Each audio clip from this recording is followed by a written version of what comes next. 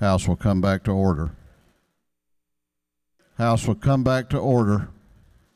Chair recognizes Representative Carson for a motion.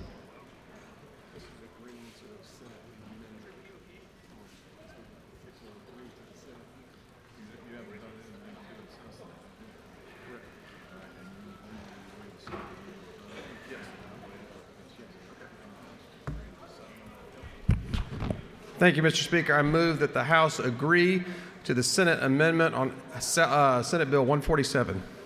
Representative Carson moves that the House agree to the Senate amendment to the House substitute to Senate Bill 147. The clerk will read the caption. Senate Bill 147 to be entitled an act to amend Chapter 14 of Title 10 of the Official Code of Georgia annotated relating to cemetery and funeral services so as to permit a cemetery or cemetery company to request a trustee to distribute income earned by an irrevocable trust fund utilizing certain unitrust distribution method provisions. Chair recognizes Representative Carson to explain the Senate amendment and his motion. Thank you, Mr. Speaker. This is Senate Bill 147. This has to do with the uniform distribution methods. You can take a look at the Senate amendments on your desk, AM 360614. It's just, Secretary of State just asked us to change shall on line 97 of the bill to may, such that it reads, the Secretary of State may limit or prohibit distribution based on the unitrust distribution method. They don't currently sign off on or limit trust distributions before the fact. They're not staffed for that. They're not set up for that, but they do want to have oversight in case that should be required. So this is an amendment that's been agreed to in the House, and I just ask for the body's favorable consideration.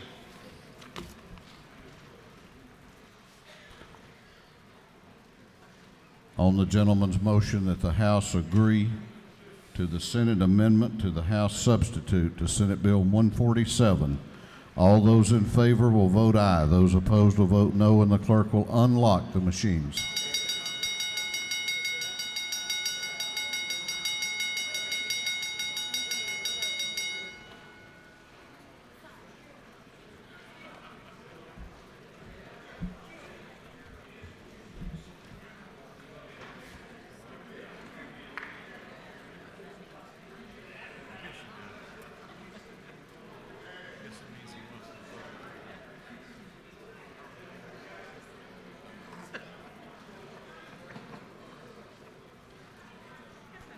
What purpose does Representative Rick Williams rise? Mr. Speaker, I ask to be excluded from this vote for the Section 133. Gentleman has that right, and the journal will so reflect. Those in favor are voting aye. Those opposed are voting no. Have all members voted? Have all members voted? If so, the clerk will lock the machines. On the gentleman's motion, the ayes are 159, the nays are 0. This bill, having received this House has agreed to the Senate amendment to the House substitute to Senate Bill 147.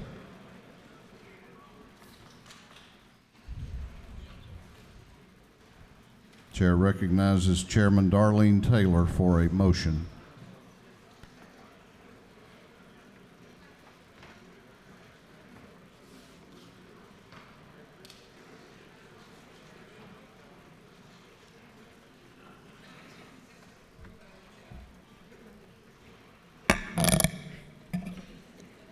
I move that the House agree to the Senate amendment to the House substitute to Senate Bill 14.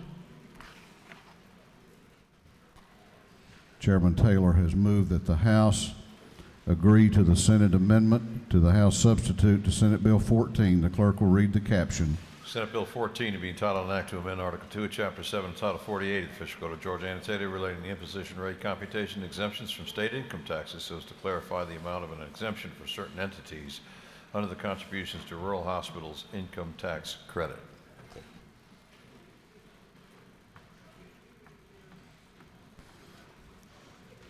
Chair recognizes Chairman Taylor to explain the Senate amendment and her motion. Thank you, Mr. Speaker, members of the House. This bill outlines a guide for helping rural and critical access hospitals. It's a companion bill to SB 180, which we earlier passed. It is for the disbursement of tax credit funds. The only amendment is in line 61, and it is including hospital nonprofits, 501c3s. If there are no questions, I ask for your favorable consideration. You have no questions. Thank you. On the lady's motion that the House agree to the Senate amendment to the House substitute to Senate Bill 14, all those in favor will vote aye, those opposed will vote no, and the clerk will unlock the machines.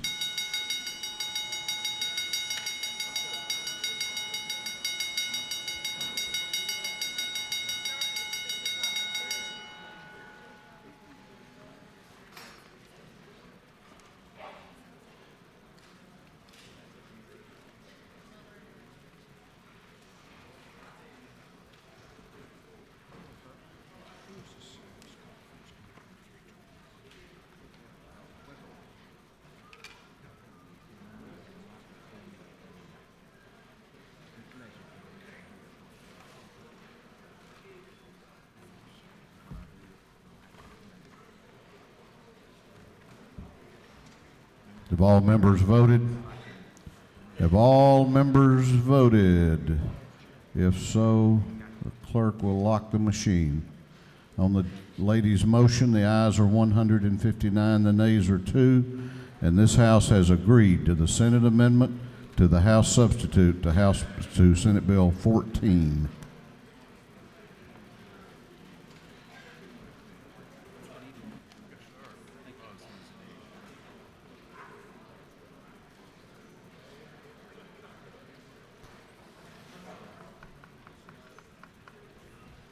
Chair recognizes the chairman of the House Judiciary Committee, Chairman Willard, for a motion.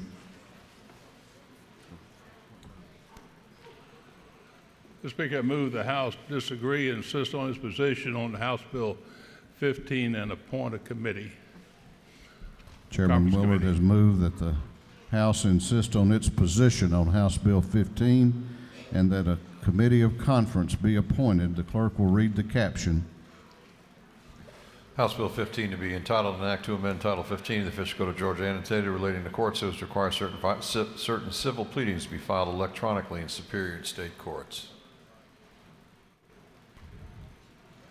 On the gentleman's motion that this House insist on its position and that a conference committee be appointed, is there objection?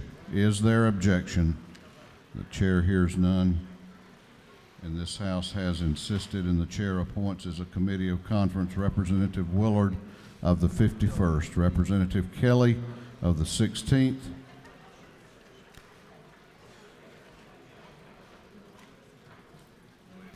and Representative Fleming of the 121st.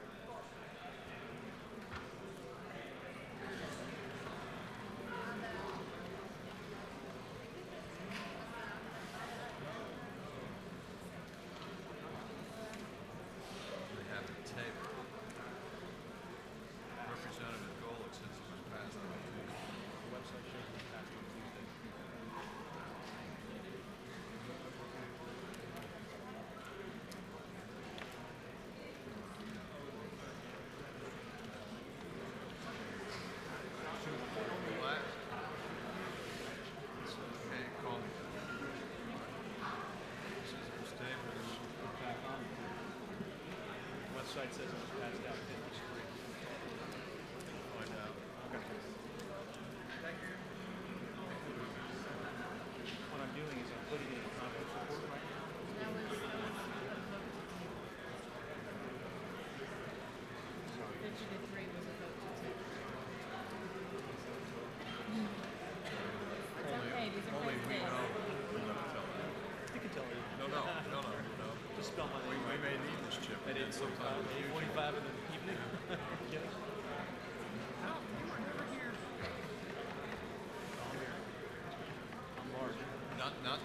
Not to tell us that your bill passed on Tuesday.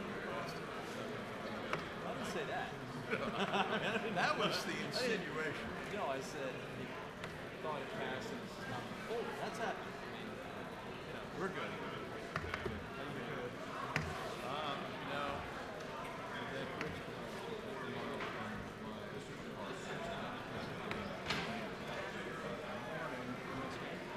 Chair recognizes Chairman Setzler for a motion. Mr. Speaker, I move that this House insist on its position on Senate Bill 3 and appoint a conference committee. Chairman Setzler has moved that the House insist on its position on Senate Bill 3 and that a committee of conference be appointed. The clerk will read the caption. Senate Bill 3 to be entitled an act to amend Chapter 2 of Title 20 of the Official Code of Georgia Annotated relating to elementary and secondary education so as an act the Creating Opportunities Needed Now to Expand Credentialed Training Act. On the gentleman's motion, is there objection?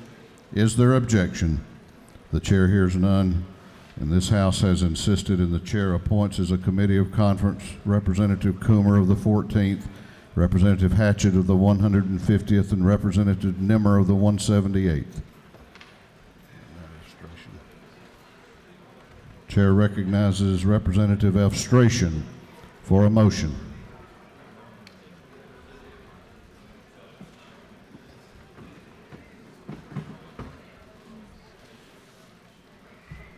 Thank you, Mr. Speaker. I move that the House agree to the amendment, the Senate amendment, to the House substitute to Senate Bill 121.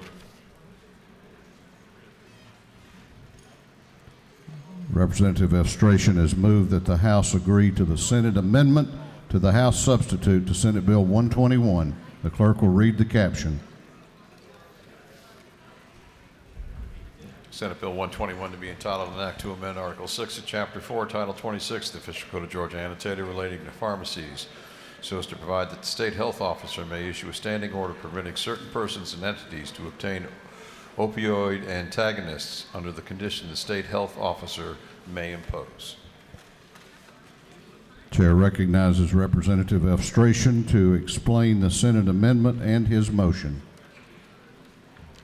Thank you, Mr. Speaker. Ladies and gentlemen of the House, you will recall the legislation previously passed by this body concerning the naloxone medication, which is given for overdoses concerning opioid use. The Senate provided an amendment which really did two things. First of all, it provided an effective date, which is given as upon the governor's signature. No effective date was specified in the bill. Second thing that it did is on line 26 and 29, it replaced the word up to with a minimum of.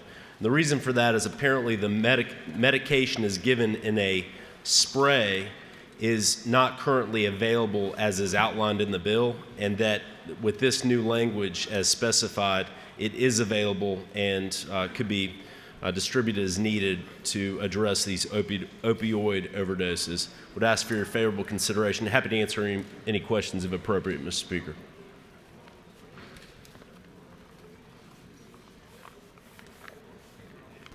You have no questions. Thank you. On the gentleman's motion that the House agree to the Senate amendment to the House substitute on Senate Bill 121, all those in favor will vote aye. Those opposed will vote no, and the clerk will unlock the machines.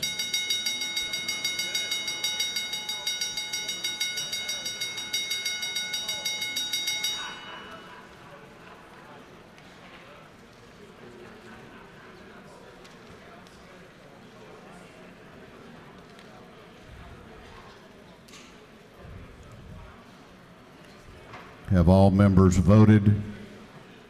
Have all members voted?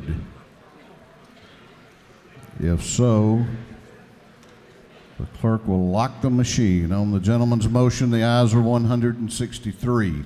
The nays are 0. This House has agreed to the Senate amendment to the House substitute to Senate Bill 121. Chair recognizes the chair of the House Rules Committee.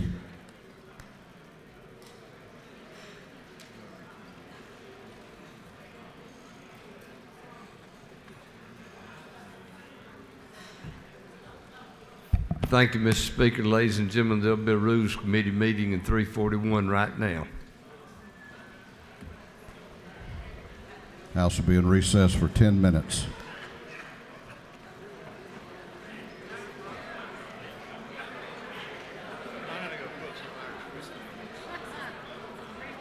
Yes. Yes.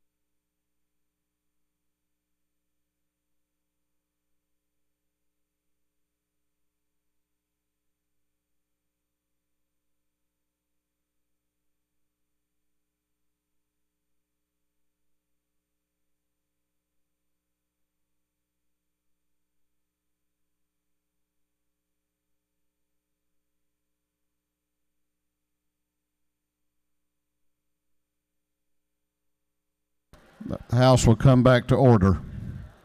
House will come back to order. This House will come back to order.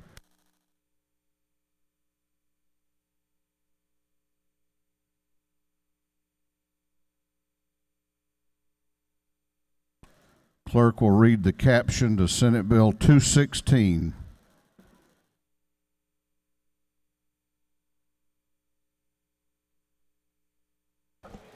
Senate Bill 216 by Senator Henson, the 41st, and Miller, the 40th, being titled an act to amend Code Section 48-8-109.5 of the Official Code of Georgia annotated relating to the administration, collection, and disbursement of the equalized homestead option sales tax so as to eliminate a provision providing for the per capita share of certain municipalities to be paid to the county governing authority. Chair recognizes the Chairman of the House Ways and Means Committee, Chairman Powell, to present the bill.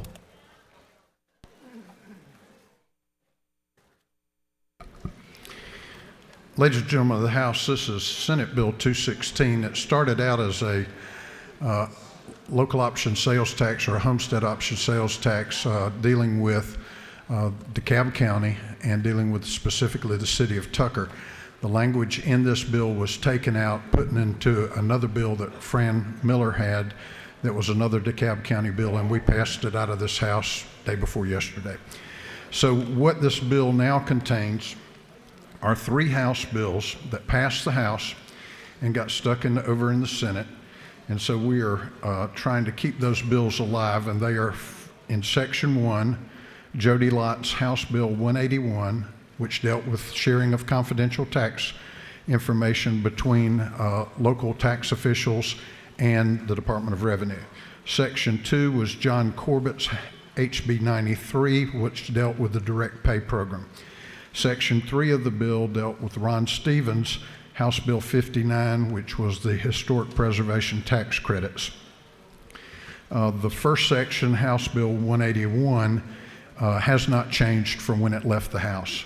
The second section, which was HB 93, has 2 changes. Number 1, we changed the 20% threshold at which time interest would start to accrue to a 15% threshold. So in other words, it makes businesses more accountable and have to be more accurate in order to avoid an interest penalty. The second thing it does is that tax underpayments start to accrue interest at 90 days from the time of purchase rather than accruing interest at the time they're put into service. In other words, a business under the direct pay program could have bought something, held it in inventory for 6 months before they decided that it was being put into a taxable use, and then did not pay interest unless they underpaid the tax at that time. We have said that it's either when you put it into use or 90 days, whichever first occurs, so it reduces the ability for a company to game the system. In HB 59, what we did were 3 things. There were a lot of differences between the House version of this bill and the Senate version of this bill, so what we did was what was absolutely necessary to make sure the program survives. There was a date that was in the original statute that turned out to be problematic because it put the applicant in the position that if he guessed wrong, he could lose the tax credit. So what we did in this was just said that the credit accrues during the year that the project is completed. So it gives the developer some flexibility in that. The second thing that we did that needed to be done was the title to the project. Nobody wants to buy a piece of property that they're going to rehabilitate unless they know that they're capable of getting the credits. But under current regulations, you have to do that. This says you can apply for the credits if you have a contract or an option or long-term lease as well as ownership of the project. And then finally, what we did was instead of increasing the tax credit from 25 million to 50 million, we increased the tax credit from 25 to 30 million. Those are the 3 things that were changed in Section 3, which was HB 59. That's the bill, and Mr. Speaker, I'd be happy to answer any questions. You have a couple of questions if you care to yield. Yes, sir, I'll yield for a couple. Chair recognizes Chairman Martin to your right for a question. Mr. Chairman, you yield for a question? Yeah. Regarding the items purchased that are then, deemed to be taxable, and the 90 days from the time they are purchased or, rather than going to put in service, is it not true that sometimes companies buy product that, depending upon the use and the placement, they may or may not be taxable, subject to tax? Yeah, that's the purpose of the direct pay program. Right. But I mean, you could buy the same part and use it in two different places. One place might be taxable, one place might not be taxable. That is correct. Would this not have an unintended consequence if that part was bought? It could have been bought 10 years ago and been bought for a non-taxable need. As long as they pay tax on it when they use it in that place, they would be okay. They don't have to start paying tax from the day it was originally purchased. Is that correct? Under the current program, they do not have to pay tax on it until they make the determination of whether it's been used for a taxable purpose. The purpose of this change is that there was the feeling that there was abuse in the system, and what this says is that whether you make a determination or not, if you have received the benefit of the direct pay program, and that benefit is this, that I make the determination of what's taxable and what's not taxable. And so it is within my control to do that. And if I buy something and don't pay tax, and then I decide 1 year or 2 years or 5 years later that it was for a taxable purpose, I pay the tax then. That was deemed to be sort of unfair compared to what the rest of us do, which is we pay tax when we buy it, and then if it turns out to be non-taxable, we can ask for a refund. So we're saying you make the determination, and if you don't make the determination within 90 days, then the interest, not the tax, but the interest, if it's later deemed to be a taxable event, that the interest starts accruing after 90 days. One quick follow-up, if I Sure. could. There exist situations where a number of items may be purchased in inventory that could be held, and when they're purchased, you do not know if they will be used in a taxable manner or not. That is just practically what happens in the world. So the question then becomes, so under this permit, is it not true that you would then want them to say, approximately 60% of those are going to be used for a taxable purpose, 40% not, and pay tax on it? Is that what you would suggest? I would suggest that if you don't want to pay interest, that it is better to err on the side of it might have been taxable and pay the tax. But then if it's used in a non-taxable way and they apply for a refund and there's more than they missed it by more than 15%, we're not going to pay them the interest back. Isn't that true? That is correct. Okay. You have another question if you care to yield. Yes, sir, one more. Chair recognizes Chairman McCall to your right for a question. Thank you, Mr. Speaker. To the chairman. This whole thing, all you're talking about tax. I just want to ask one question. There's nothing in here about jet fuel tax exemption, is it? There's no jet fuel tax in here. Thank you. Mr. Speaker, I yield the well. Gentleman has yielded the well. Is there any objection to the previous question being ordered? The chair hears none. The previous question is ordered. Is there any objection to adopting the substitute approved by the Committee on Rules? Chair hears none. The substitute is adopted. Is there any objection to agreeing to the report of the committee, which was favorable to the passage of the bill? The chair hears none. The report of the committee is agreed to. Shall this bill now pass? All those in favor of the passage of Senate Bill 216 will vote aye. Those opposed will vote no. And the clerk will unlock the machines. What purpose does Representative Carson rise? Mr. Speaker, pursuant to Rule 133, I ask to be excused from this vote. Gentleman has that right, and the journal will so reflect. I think so, too. Those in favor of passage are voting aye. Those opposed are voting no.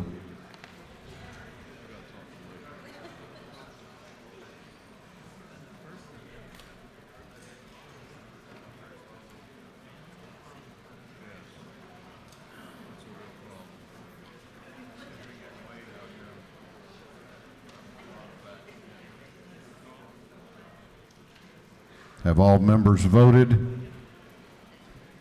Have all members voted?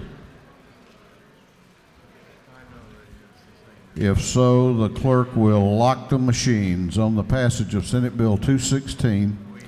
The ayes are 139, the nays are 24.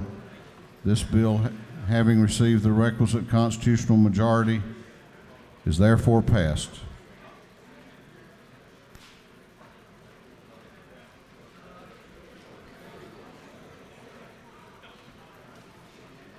The chair recognizes Chairman Epps for a motion.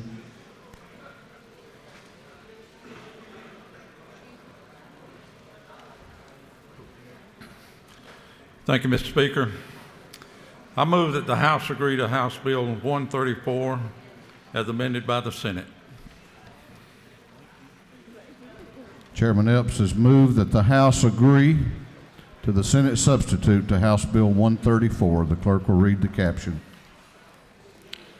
House Bill 134 to be titled an act to amend Part 1 of Article 5A of Chapter 8 of Title 48 of the Official Code of Georgia annotated relating to general provisions regarding the special district mass transportation sales and use tax so as to change the definition of transportation purposes regarding such tax.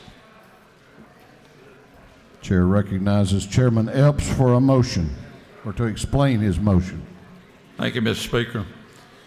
You know, House Bill 134 adds flexibility, clarification, and enhancement to the existing single county T-Splosh law. This bill was amended in the Senate to address a concern that was brought up during the floor debate in our chamber. The one edit made in the Senate changed the effective date of Section 3, which will now state that after January the 1st, 2018, a regional T-Splosh and a single county T-Splosh cannot be on the ballot at the same time. That's basically the changes made, Mr. Speaker. I ask for your favorable consideration. You have a question if you care to yield. Yes, sir. Chair recognizes Representative Beskin for a question to your right. Thank you, Mr. Chairman. Will the gentleman yield? Certainly. Thank you. I would like to clarify, we have two House Bill 134s in our folder. Which LC number are we talking about moving on currently? I didn't bring the bill with me.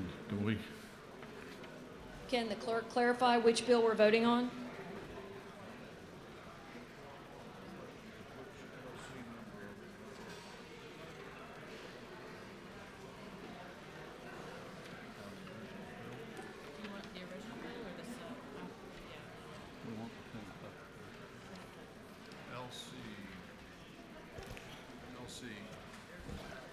LC 345167S, the Senate Committee on Finance.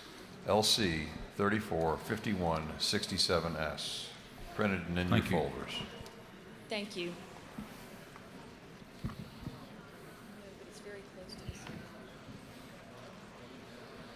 You have no more questions. Thank you, Mr. Speaker. On the gentleman's motion that the House agree to the Senate substitute to House Bill 134, all those in favor will vote aye, those opposed will vote no, and the clerk will unlock the machines.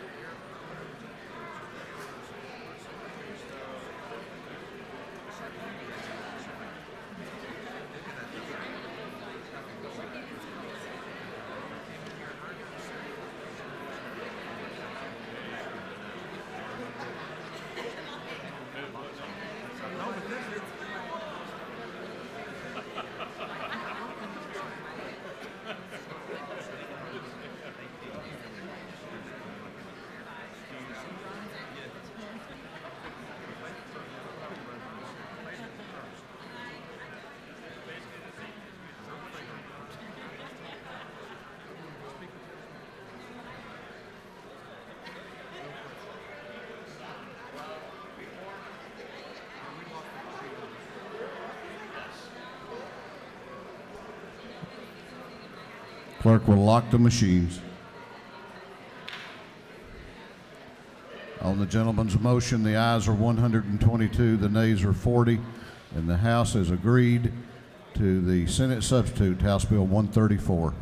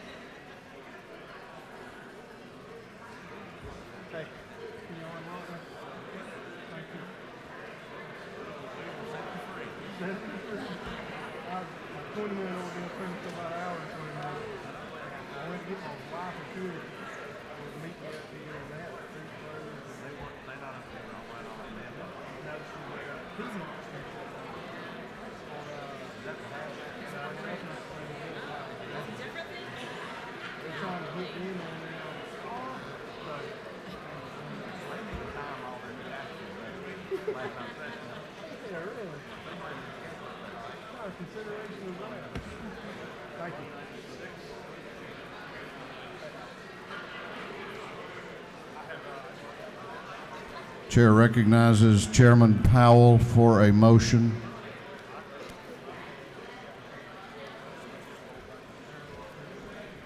Thank you, Mr. Speaker. I move that the House insist on its position on HB 196 and appoint a committee of conference. Chairman Powell has moved that the House insist on its position on House Bill 196 and that a committee of conference be appointed. Clerk will read the caption. House Bill 196 to be titled an act to amend Article 2, Chapter 7, Title 48, Official Code of Georgia Annotated, relating to the imposition rate computation exemptions from state income tax, so as to provide an exception for royalties paid to musical artists.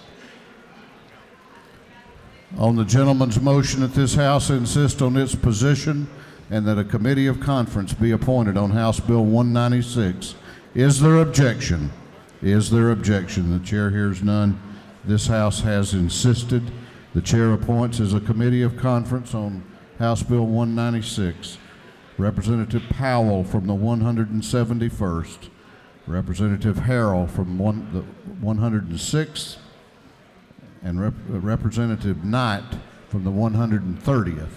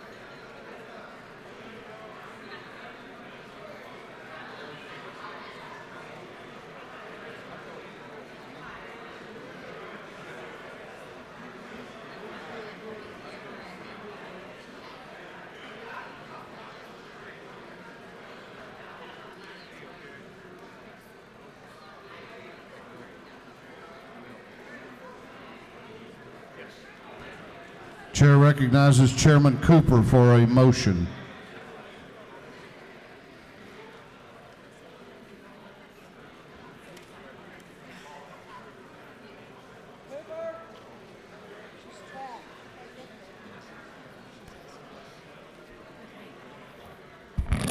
Thank you, Mr. Speaker. I move that the House agree to the Senate substitute to House Bill 154.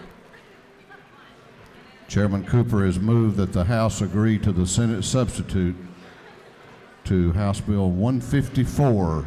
Clerk will read the caption. House Bill number 154 to be entitled an act to amend Article 3 of Chapter 11 of Title 43 of the Official Code of Georgia Annotated, relating to dental hygienists, so as to authorize licensed dental hygienists to perform certain functions under the general supervision in certain settings.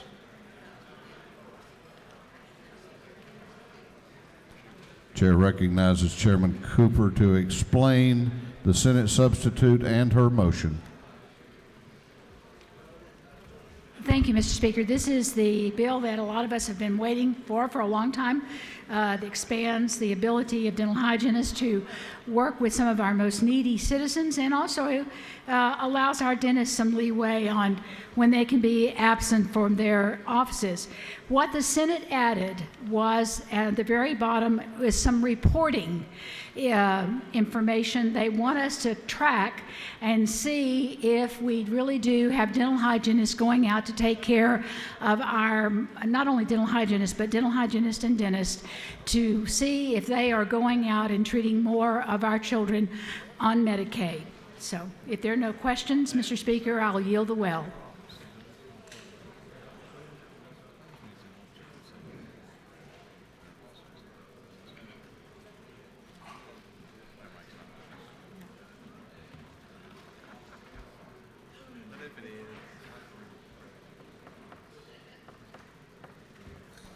On the lady's motion that the House agree to the Senate substitute to House Bill 154, all those in favor will vote aye, those opposed will vote no, and the clerk will unlock the machine.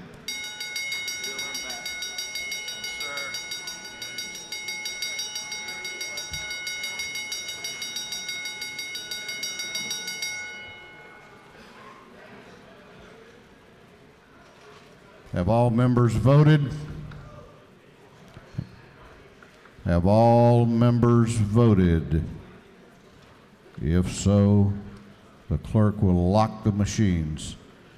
On the lady's motion, the ayes are 160, the nays are 0, and this House has agreed to the Senate substitute to House Bill 154.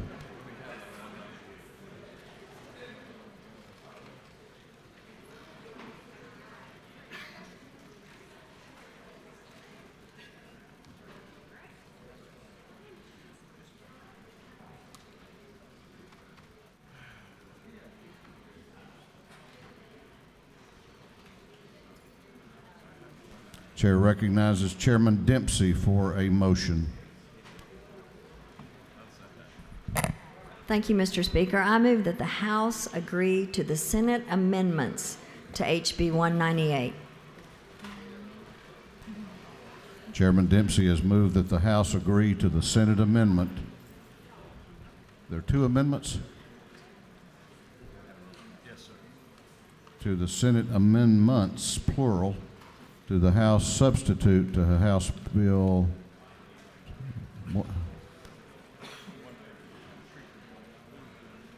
Okay, one amendment. Clerk will read the caption. House Bill 198 to be entitled an act to amend Part 3 of Article 16 of Chapter 2 of Title 20 of the Official Code of Georgia Annotated relating to student health in elementary and secondary education, so as to require local school systems to provide certain information to parents and guardians of students in grades 6 through 12. Chair recognizes Chairman Dempsey to explain the Senate amendment to House Bill 198.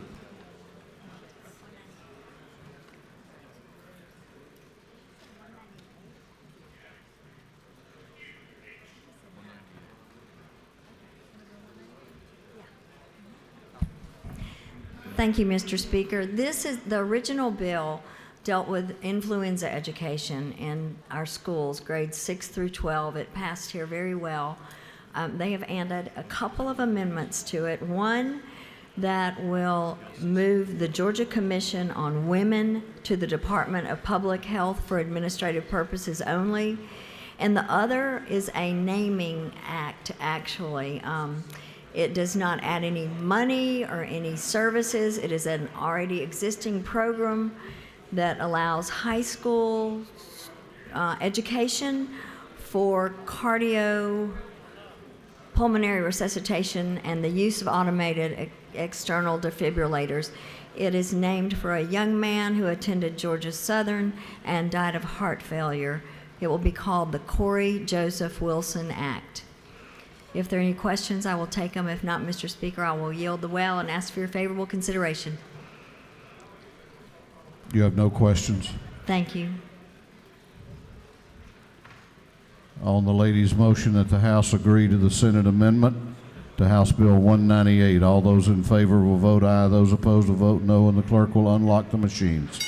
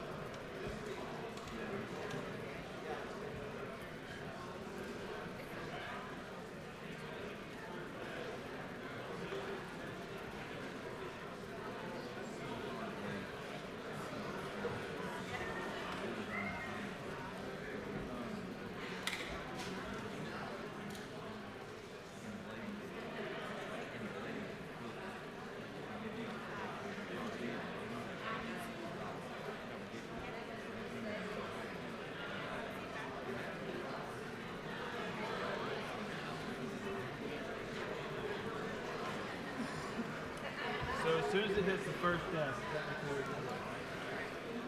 Can you get a copy of the minutes for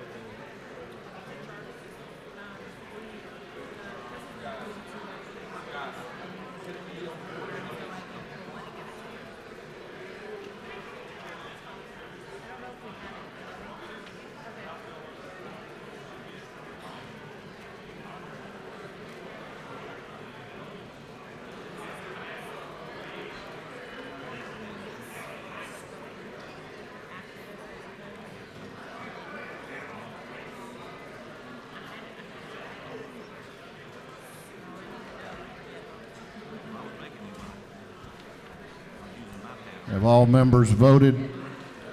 Have all members voted? If so, the clerk will lock the machine. On the lady's motion, the ayes are 155, the nays are 11. This House has agreed to the Senate amendments to House Bill 198.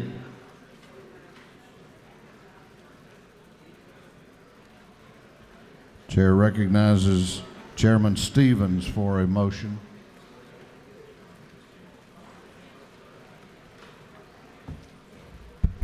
Thank you, Mr. Speaker. I move this House agree to the Senate substitute to House Bill 125 as amended by this House.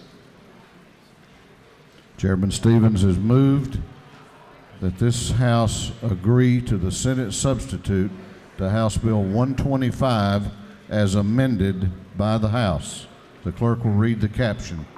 House Bill number 125 to be entitled an act to amend Code Section 48-8-3 of the Official Code of Georgia annotated relating to exemptions from state sales and use taxes so as to create an exemption for certain tangible personal property sold or used to maintain, refit, or repair a boat during a single event. Chair recognizes Chairman Stevens to explain the Senate substitute and the amendment and his motion. Thank you, Mr. Speaker. You may recall this is the marine repair bill that we are creating new jobs, 800 jobs, with an investment of over $60 million. The Senate added a cap, if you will, and they also put a sunset. The only problem is the sunset is only 2 years, so by the time the investment is there, the 800 jobs are created, the sunset is expired. So all that we're asking you to do is to give this a 7-year expiration date, and that's all the amendment does. Mr. Speaker, I'll ask for your favorable consideration. You had a question, if you care to Yes, sir. take it. Chair recognizes Representative Al Williams to your left for a question. Thank you, Mr. Speaker. Will the gentleman yield? Absolutely. Is it not true, sir, that this bill is a job creator and this House in its wisdom has passed it out? 152 to 14, yes. Is it not further true that I will not have to invoke the Tokus rule because I do not have a megawatt, so I'm able to vote? Thank you very much, and I appreciate it, and I'll yield the well. Is there any objection to the adoption of the House amendment? The chair hears none, and the House amendment is adopted. On the gentleman's motion that the House agree to the Senate substitute to House Bill 125 as amended by the House. All those in favor will vote aye, those opposed will vote no, and the clerk will unlock the machines.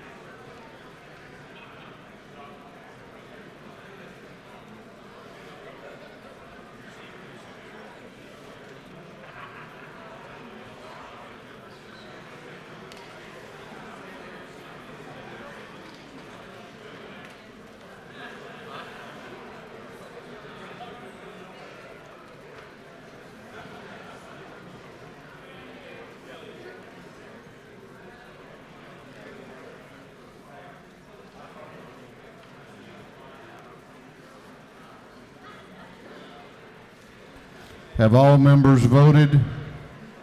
Have all members voted? If so, the clerk will lock the machines. On the gentleman's motion, the ayes are 120, the nays are 45. This House has agreed to the Senate substitute to House Bill 125 as amended by the House.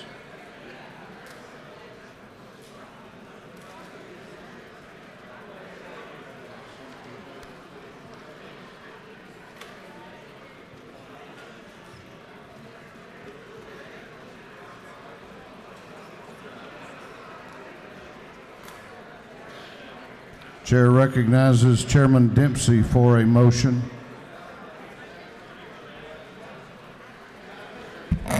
Thank you, Mr. Speaker. I move that the House disagree to the Senate amendment to SB 4. Chairman Dempsey has moved that the House disagree to the Senate amendment to Senate Bill 4. The clerk will read the caption.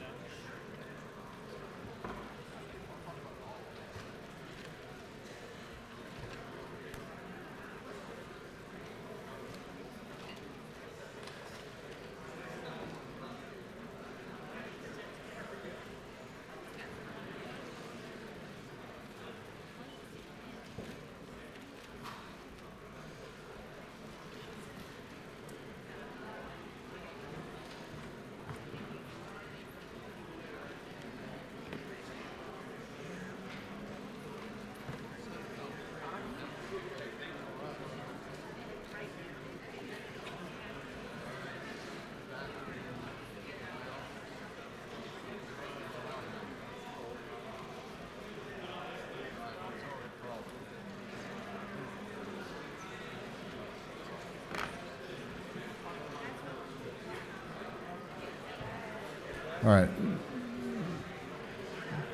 Chairman Dempsey, we're waiting on getting that one from the clerk's office, so I'm going to withdraw your motion for you, and we'll come back to you.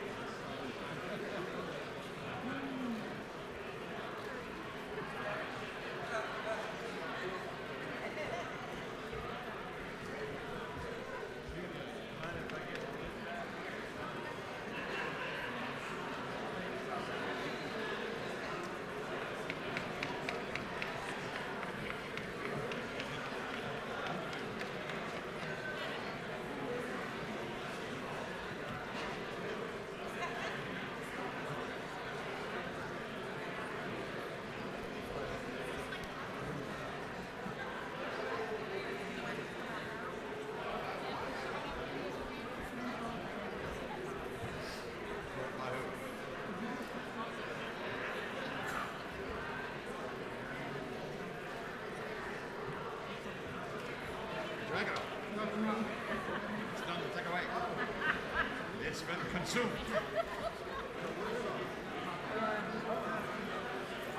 I'll downtime is practice the way. I want it to be smooth. Ready? Ready? Ready?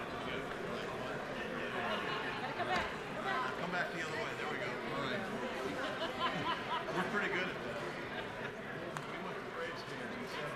All right, well, we're waiting on some of the paperwork to come back to us, and that's the reason. Okay, we got a little stuff now, but while I have him on the floor, I want y'all to help me wish a happy birthday to Representative Matt Dubnik. I think today's 21. You 21 today? 21 years old. Okay.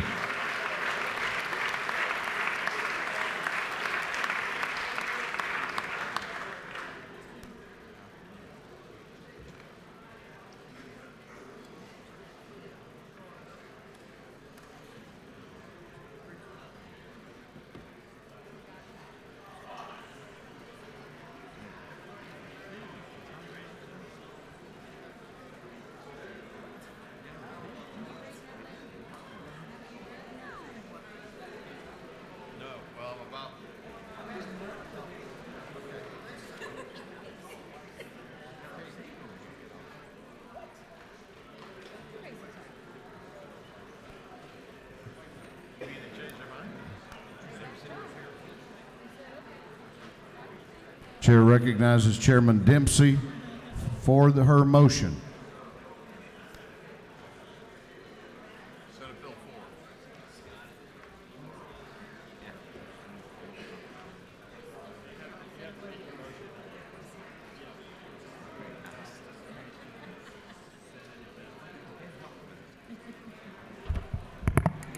Thank you, Mr. Speaker. I move that the House disagree to the Senate amendment to SB 4.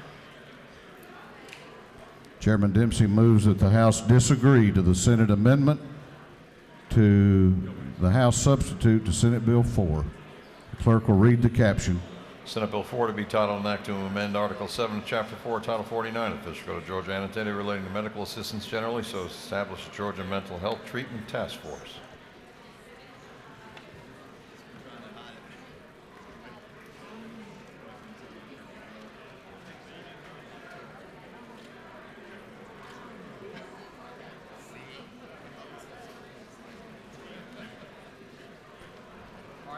Chair recognizes Chairman Dempsey to explain her motion.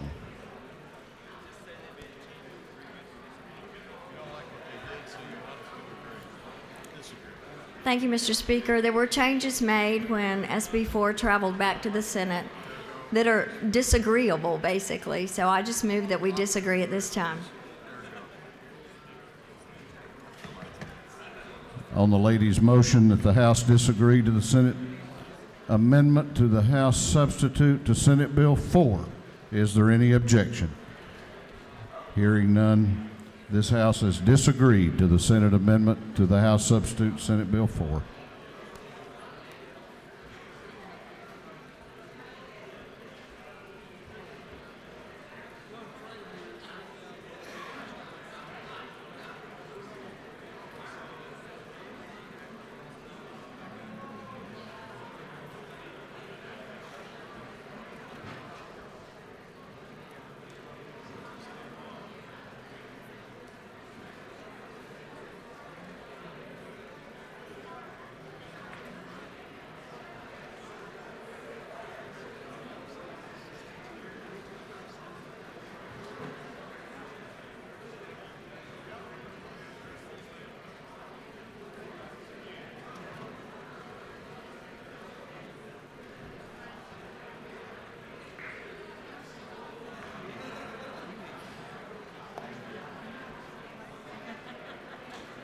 If I'd have known I could have done that, still 30 feet away. But y'all put an E up for me.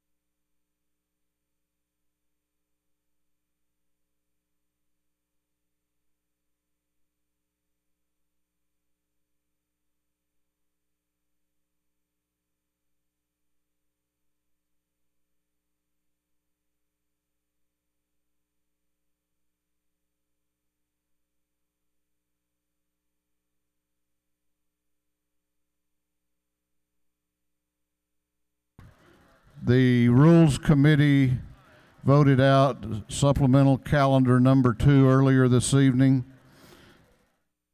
The clerk will read the caption to House Resolution 798. House Resolution 798 by Representative Rutledge of the 109th, creating the House Study Committee on Low-Income Housing Tax Credits. This resolution has been referred to the Committee on Rules. That committee has recommended this resolution be adopted. Chair recognizes Chairman Caldwell to present the resolution. Thank you, Mr. Speaker. Dale is those that sit over there near us. He can't speak tonight. He's got laryngitis so bad, so I'm presenting this resolution for him. What this resolution does, it creates the Georgia House of Representatives Study Committee to look at the effectiveness of the current low-income housing tax credits that we give out. In 2015 alone, there were over $51 million that was utilized here in the state of Georgia. And all this will do is to see if we're getting the bang for our bucks that we're putting out there. This committee would be appointed by the Speaker of 5 House members, and it would terminate on December 1st of this year with a report as to the effectiveness and whether we need any recommendation. That, Mr. Speaker, I'll yield the well.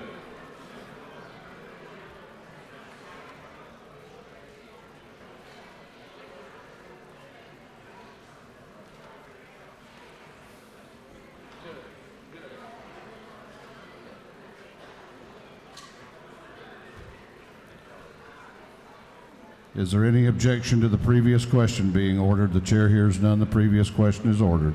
Is there any objection to agreeing to the report of the committee, which was favorable to the passage to the adoption of the resolution? The chair hears none. The report of the committee is agreed to. Shall this resolution now be adopted? All those in favor of the adoption of House Resolution 798 will vote aye. All those opposed will vote no, and the clerk will unlock the machines.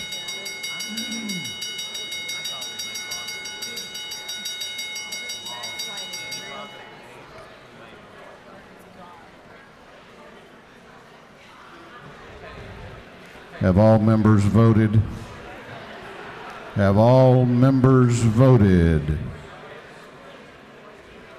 If so, the clerk will lock the machines on the adoption of House Resolution 798. The ayes are 155, the nays are 3. This resolution, having received the requisite constitutional majority, is therefore adopted.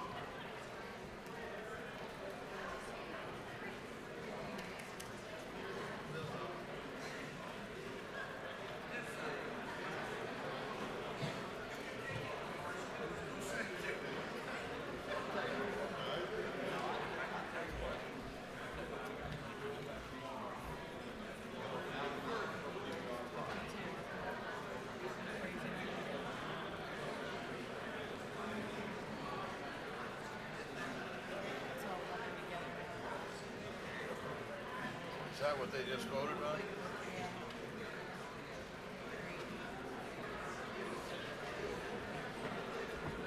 They're going to find out in the offseason that they didn't get the terrorism.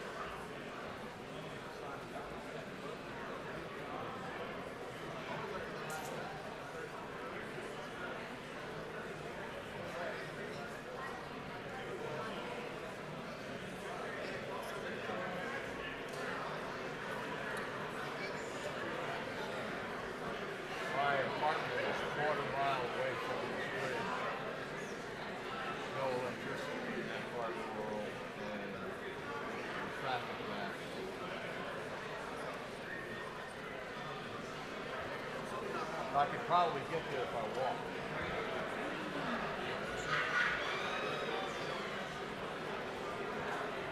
But that's true anything. Sir, how are you, sir?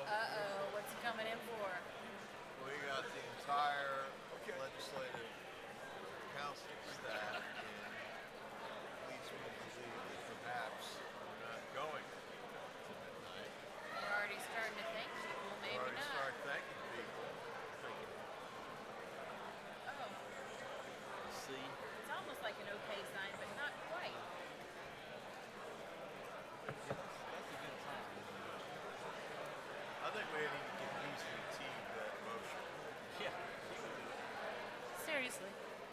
She would.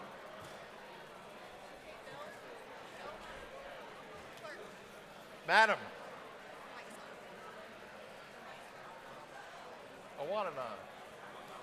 I want everybody to know.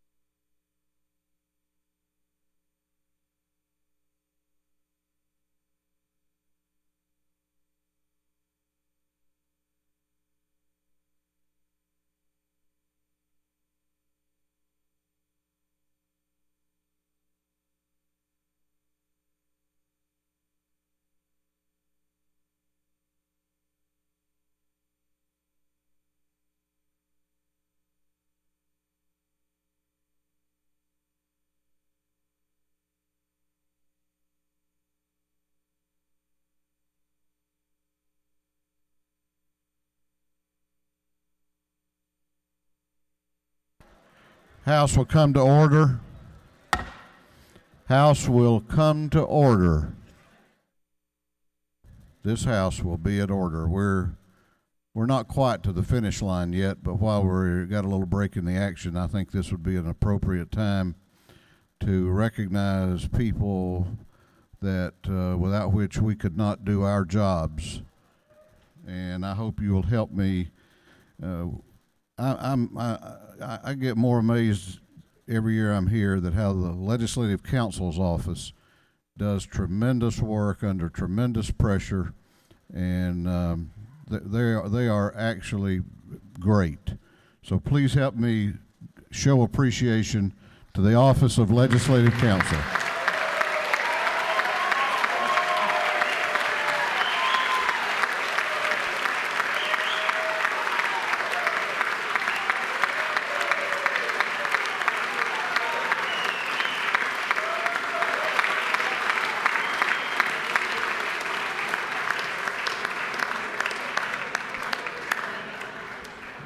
And we have an outstanding PAGE program that takes care of young people from all over the state. Hold it. I want you to give a special round of applause to the PAGE program staff. Debbie Bryant, Debbie Lynn, Dale Burns, Helen Kelly, Vanessa Compton, and Marcia Jaspers couldn't finish today because she had surgery. They're over here in the corner.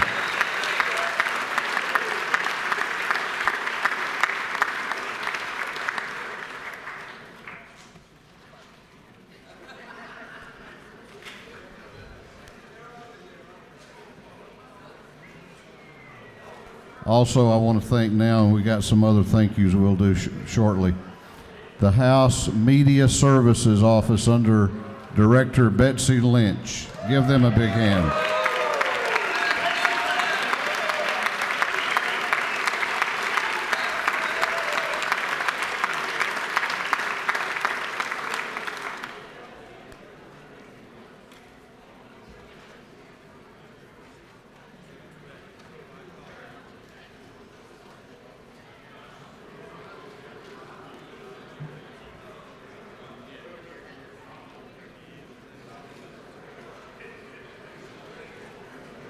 And while they're here, please help me thank a truly outstanding group, and that's our House Budget and Research Office under Director Martha Wigden and Deputy Director Christine Murdoch and all their staff.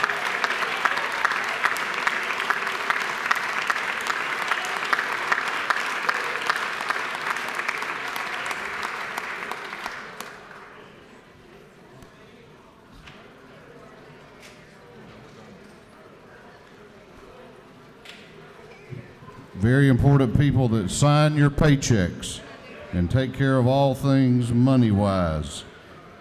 The Fiscal Office under Director Jennifer Sanders and all of the staff and the maintenance staff.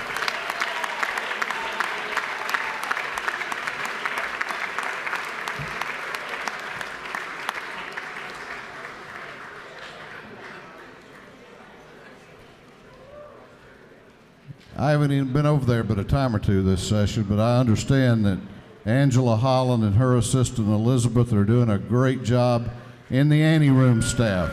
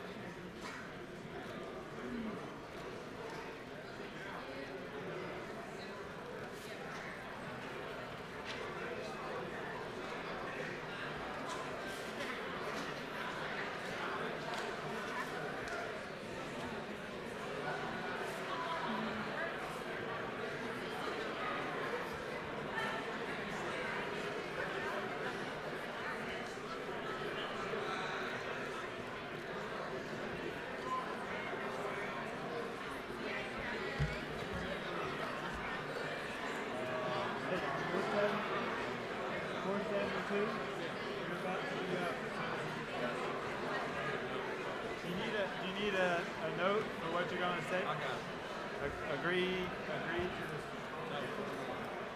Yeah.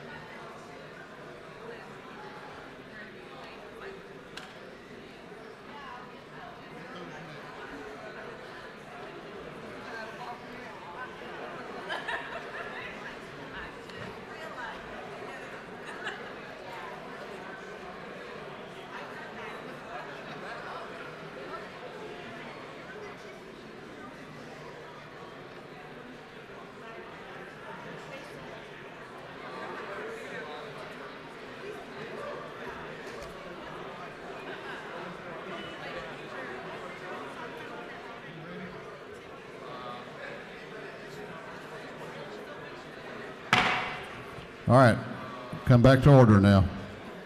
We're going to work a little bit. Chair recognizes Chairman Shaw for a motion. Thank you, Mr. Speaker. I move that the House agree to the Senate substitute to House Bill 469. Chairman Shaw has moved that this House agree to the Senate substitute to House Bill 469. The clerk will read the caption. House Bill 469 by Representative Shaw, the 176 to be entitled an act to amend Article 22 of Chapter 1 and Title 10 of the Official Code of Georgia, annotated, relating to motor vehicle franchise practices so as to provide for definitions, provide for restrictions, limitations, and guidelines. Chair recognizes Chairman Shaw to explain the Senate substitute and his motion. Thank you, ladies and gentlemen. House Bill 469 is the auto dealers bill dealing with recall and warranty rates. It's a compromise between the dealers and the manufacturers that we passed. We just had to get the Senate to make one little cleanup piece in there. It didn't change the bill. Just ask for your favorable consideration. Mr. Speaker, I'll yield the will. You have no questions? Well, you do have a question. Your light just came on. Chair recognizes the Minority Leader of the House, Leader Abrams, to your left for a question. Thank you, Mr. Speaker. Will the gentleman yield? Certainly. We have not received it this row. We have not seen the amendments. Can you talk about what the underlying bill does and what the amendments do? The underlying bill the main section was dealing with the labor and the recall and labor rates for warranty work for automobiles.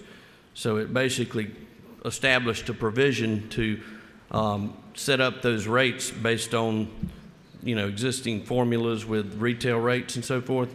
So it was just a compromise that the auto dealers and the manufacturers have been working on for quite a while, and that's all it does. Thank you. Do you further yield? Yes, sir. Chair recognizes Representative Wilkerson to your left for a question. Thank you, Mr. Speaker. This back row, we didn't receive it either yet, so I just wanted to point that out. So we just got it just now. It's the same bill that we passed, 469. The only thing they did was add one of the manufacturers came back and said there was like one word that was wrong dealing with, to be honest, I can't even remember what it was, but it was just a cleanup bill that they said. And the way I look at that is if the person paying the bill is in agreement with it, then I think it's all right.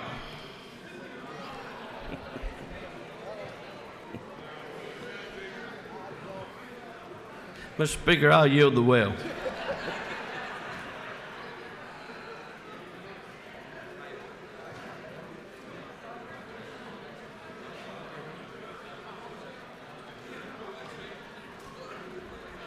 On the gentleman's motion that this House agree to the Senate substitute, House Bill 469, all those in favor will vote aye. Those opposed will vote no, and the clerk will unlock the machines.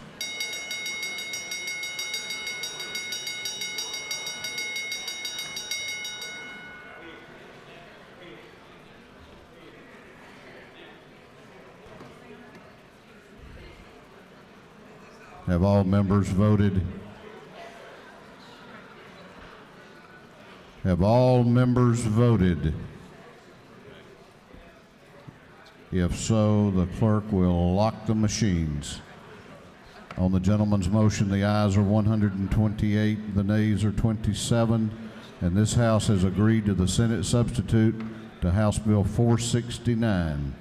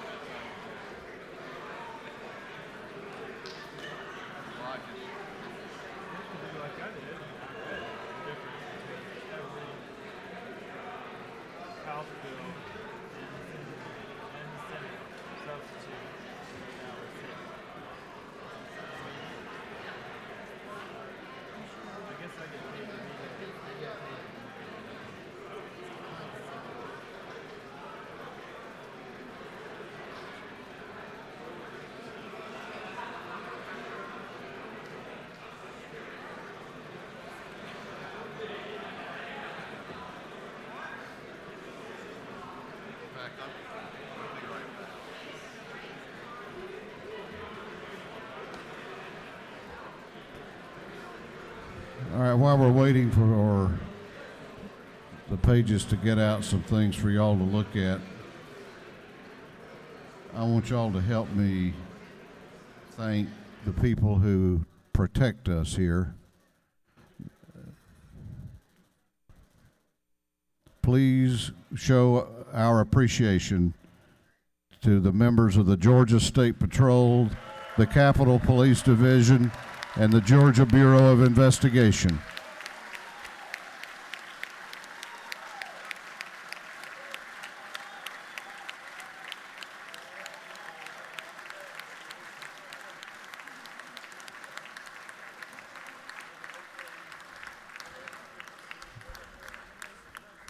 I'm not sure that they are on the floor. They may have left, but let's give a shout out anyway to both the IT department under Director Gordy Rivers and the reapportionment office under Director Gina Wright.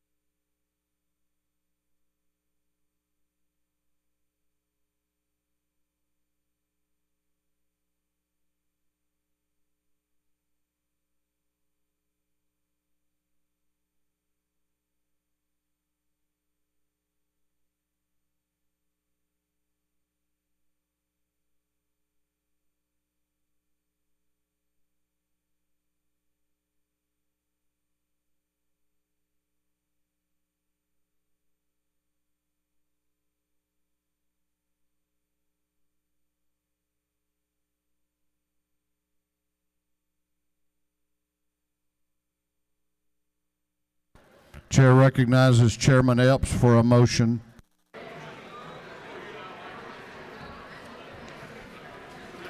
Thank you, Mr. Speaker.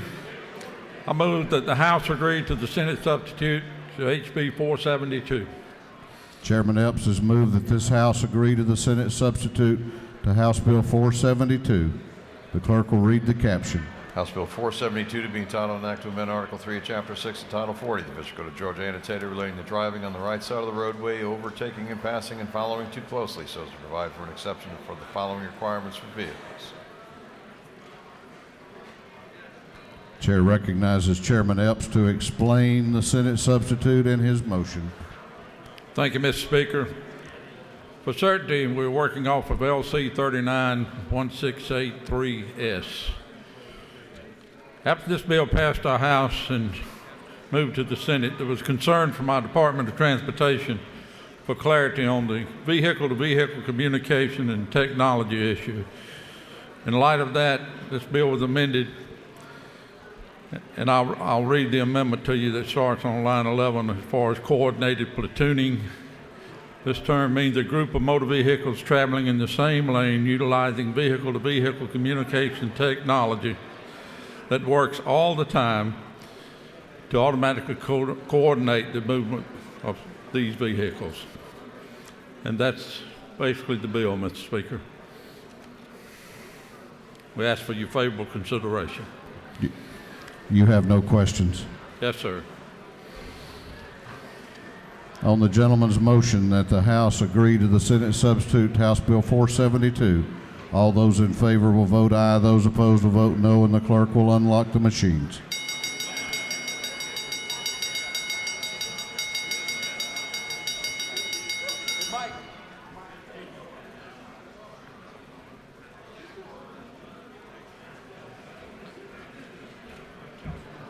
He's bringing them. Have all members voted? Have all members voted? If so, the clerk will lock the machines. On the gentleman's motion, the ayes are 158, the nays are 5. This House has agreed to the Senate substitute to House Bill 472.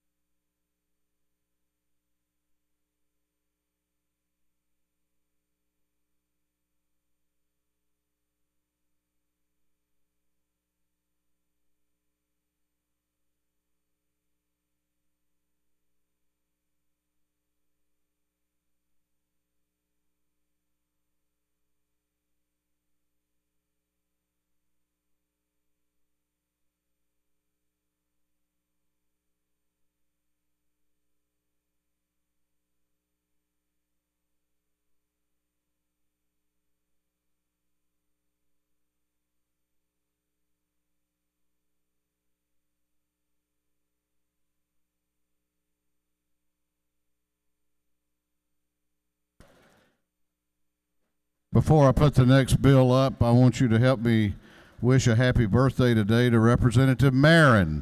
Representative Marin, happy birthday.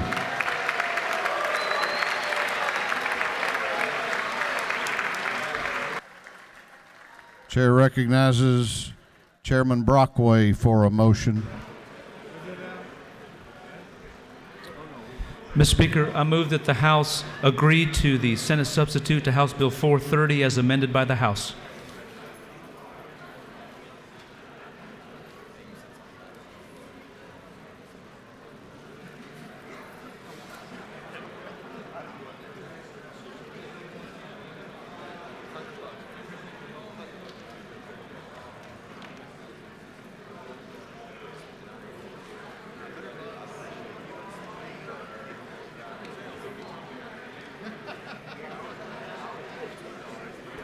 Chairman Brockway has moved that the House agree to the Senate substitute to House Bill 430 as amended by the House. The clerk will read the caption. House Bill 430 to be entitled an act to amend Title 20 of the Official Code of Georgia Annotated relating to education so as to implement recommendations from the Governor's Education Reform Commission with respect to charter schools. Chair recognizes Chairman Brockway to explain the Senate substitute and the House amendment. Thank you, Mr. Speaker. Ladies and gentlemen, this House Bill 430 dealing with charter schools and that passed this House in a bipartisan fashion. The Senate made some amendments in committee that I very much support. However, once it reached the floor, another bill was attached, and I'm asking the amendment that I have will strip that out and we'll send that back to the Senate as passed the Senate Education Committee. My commitment to you folks here was this was only items that were contained in the Governor's Education Reform Commission report. That's how I pitched it to you folks. That's what I told the governor's people, and that's what I told the Senate, and I'm attempting to stick to that commitment to all of you. So I'd ask your favorable support for this motion. Thank you, Mr. Speaker. Is there any objection to the adoption of the House amendment? What purpose does Representative Hughley rise? Mr. Speaker, parliamentary inquiry. We don't have the appropriate bill because we can't see what he's striking. It says striking all matter from line 1 to 100, and we don't have the bill to tell us what he's taking out. If he could come back and tell us what Senate bill he's taking out, that would be helpful. He has agreed to do that. Thank you, ma'am. It's House Bill 430 contains a couple of items that were recommended related to charter schools as recommended by the Governor's Education Reform Commission. The Senate Education Committee made a couple of changes to that based on input from the Department of Education and from the Georgia School Boards Association. And I support those amendments that took place in committee. When it was sent to the floor, an entirely new bill, Senate Bill 30, that was heavily modified in the House Education Committee and did not make it out of House rules, was attached to the bill. And as I mentioned in my statement, my pledge to you folks in the House and throughout this whole process is that this bill related to charter schools would only contain items that were found in the Governor's Education Reform Commission. So what the amendment does is strike out what the amendment that I have here, AM 33-1723, would strike the floor amendment that was added in the Senate. Does that answer your question, ma'am? Yes, I know. It's moving incredibly slowly over there. So, Mr. Speaker, if there's no other questions, I will yield the well and ask for your favorable consideration of You do have other questions, if you care to yield. I'll take one more question, Mr. Speaker. Okay, let's see. Chair recognizes Representative Beskin to your right for a question. She waves. All right. Chair recognizes Representative Evans, the chairman of the Minority Caucus, to your left for a question. Thank you, Mr. Speaker. Does the gentleman yield? Yes, ma'am. And this question may be part of the confusion with the documents that we have, because the only thing I have that says 430 on my desk, if I strike 1 through 100, it stops in the middle of a section, and so I'm guessing it's something else. That's what the amendment says. I'm sorry, I haven't seen a copy of that as well. It's. I can bring it. Thank you, thank you. Let me see here. Striking lines. If you strike lines 1 through 100, you stop right in the middle of a section. Oh, brother. Thank you to my friends. Yeah. The intent was to take it what's back.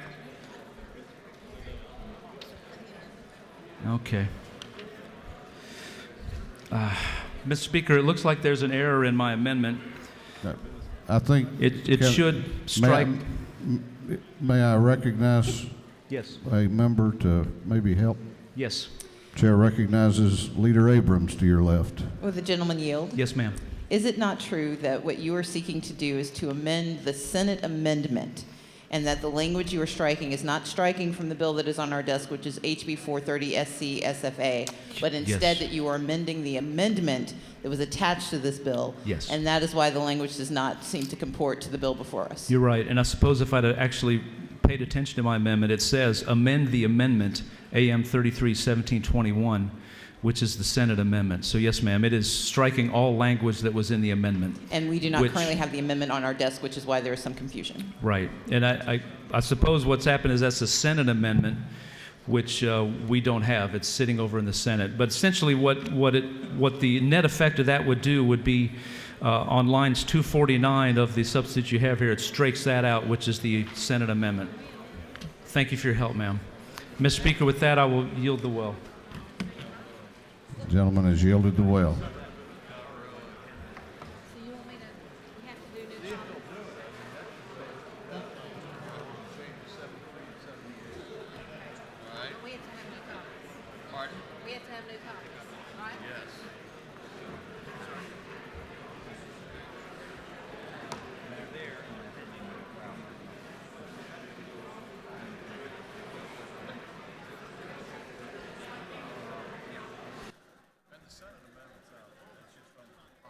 Yeah.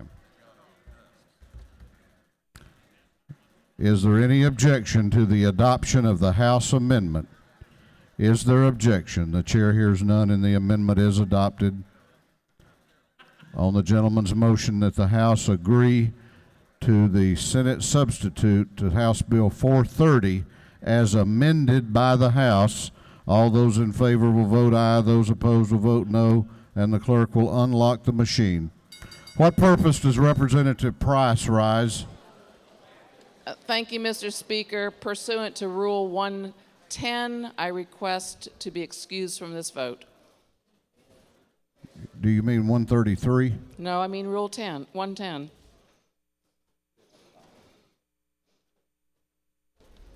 It's the rule about having it written in front of you. And since I don't have it written in front of me, I ask to be excused. Lady has that right. All those in favor are voting aye. Those opposed are voting no.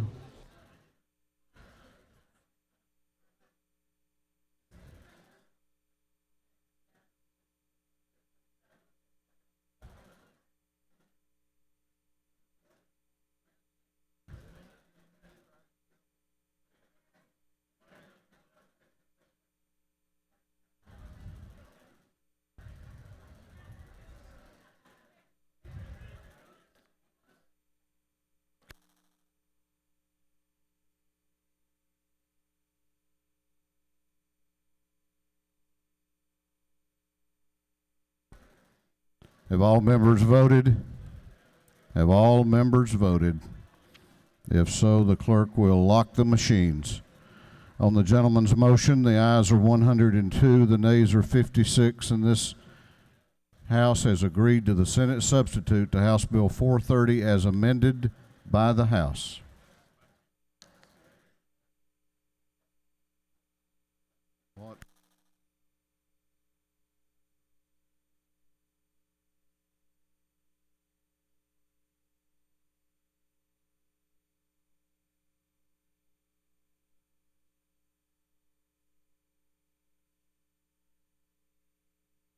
Chair recognizes Representative Raffensperger for a motion.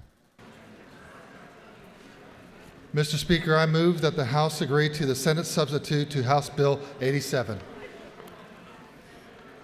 Representative Raffensperger moves that the House agree to the Senate substitute to House Bill 87, and the clerk will read the caption. House Bill 87 to be titled an act to amend Title 14 of the official code of Georgia annotated relating to corporations, partnerships, and associations so as to provide for multi-year registrations for certain type of business organizations.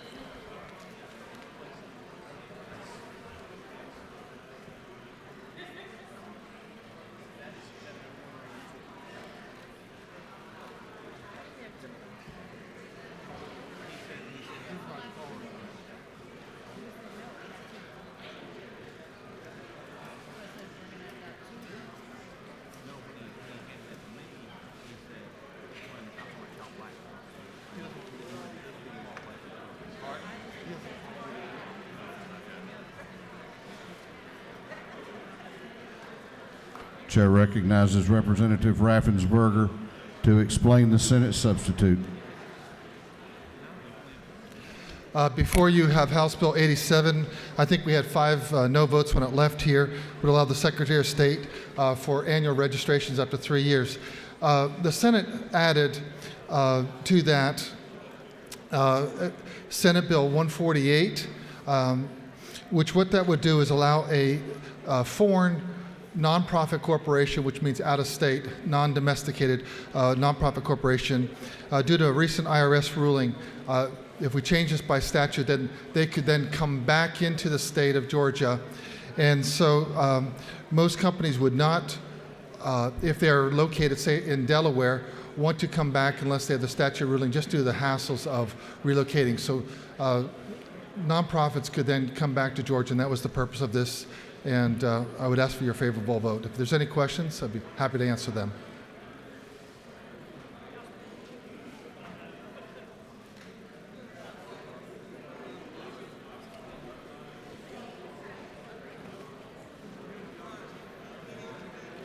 Mr. Speaker, I yield the well. You had a question if you care to yield. Representative Raffensperger, you had a question if you wanted to yield.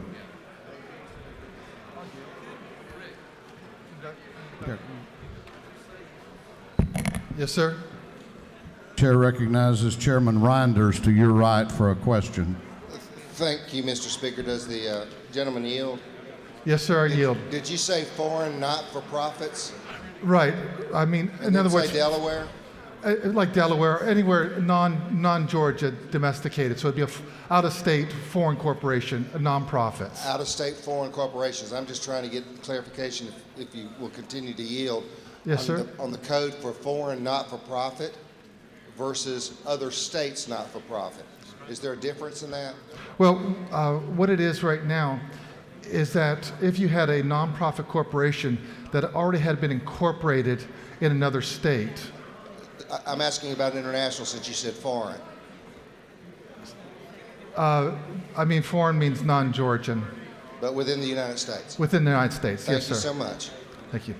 If there are no further questions, I yield the well and ask for your favorable vote. Thank you. On the gentleman's motion that the House agree to the Senate substitute to House Bill 87, all those in favor will vote aye. Those opposed will vote no. And the clerk will unlock the machines.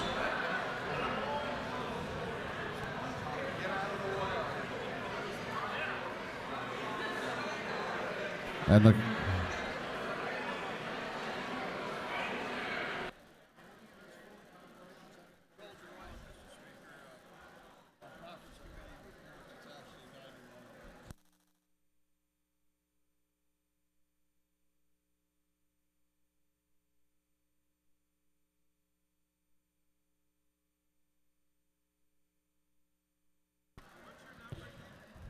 Have all members voted? Have all members voted? If so, the clerk will lock the machines. On the gentleman's motion, the ayes are 146, the nays are 4. this House has agreed to the Senate substitute to House Bill 87.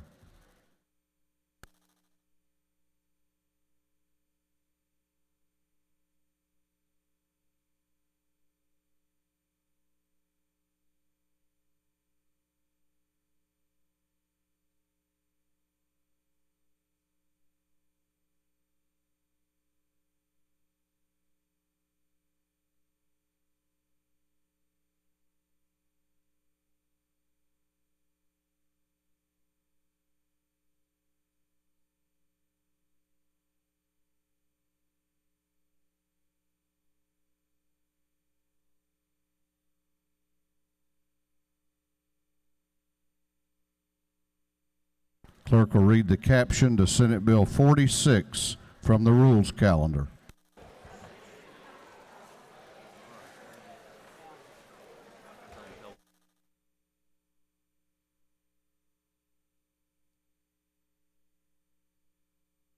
Senate Bill 46 by Senator Ligon Jr. of the 3rd and others to be entitled an act to amend Title 51 of the Official Code of Georgia Annotated relating to torts so as to provide for the facilitation of space flight activities in this state. This bill having referred to the Committee on Judiciary. That committee recommends that this bill do pass.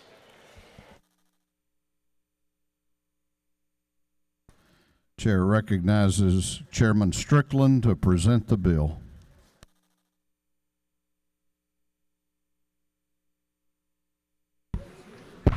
Thank you, Mr. Speaker.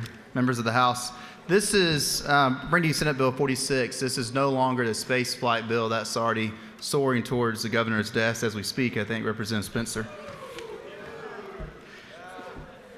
Thank you. Senate Bill 46 now has my House Bill 203 that you guys passed out earlier this session, 166 to 0. And this is a bill that allows homeowners to take control of a non-functioning HOA, take control of common area property in their neighborhood that's owned by a bankrupt developer. There's also an amendment on your desk from Leader Burns, which has Chairman Parsons' House Bill 413. And this bill we passed 167 to 5 earlier this session. And this bill allows abandoned dividends or capital credits from telephone cooperatives to be donated to 501c3s to be used in the community for educational or economic development purposes. In other words, the extra money they have will no longer go to the state, to the general fund, actually can stay in the communities where the funds are collected and go to local nonprofits. With that, Mr. Speaker, I'll be happy to answer any questions. You don't appear to have any questions. I ask for your favorable consideration. Is there any objection to the previous question being ordered? The chair hears none. The previous question is ordered. There is an amendment. There is an amendment. It is offered by the majority leader of the House. It is AM 360620. Is there any objection to adopting the amendment? The chair hears none, and there is objection. Did I see objection? There is objection. Does the gentleman move? Gentleman moves. Question before the House is on the adoption of the Burns Amendment, AM 360620. All those in favor of the amendment will vote aye. Those opposed will vote no. And the clerk will unlock the machines.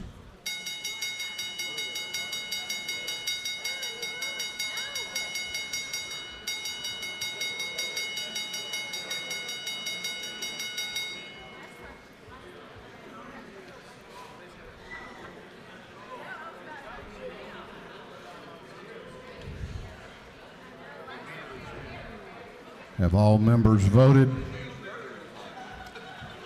Have all members voted? If so, the clerk will lock the machine. On the Burns Amendment, the ayes are 160, the nays are 2. This bill, or the amendment, having received a requisite constitutional majority, is therefore adopted. Is there any objection to agreeing to the report of the committee, which was favorable to the passage of the bill? The chair hears none. The report of the committee is agreed to.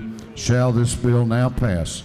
All those in favor of the passage of Senate Bill 46 will vote aye. All those opposed will vote no, and the clerk will unlock the machines.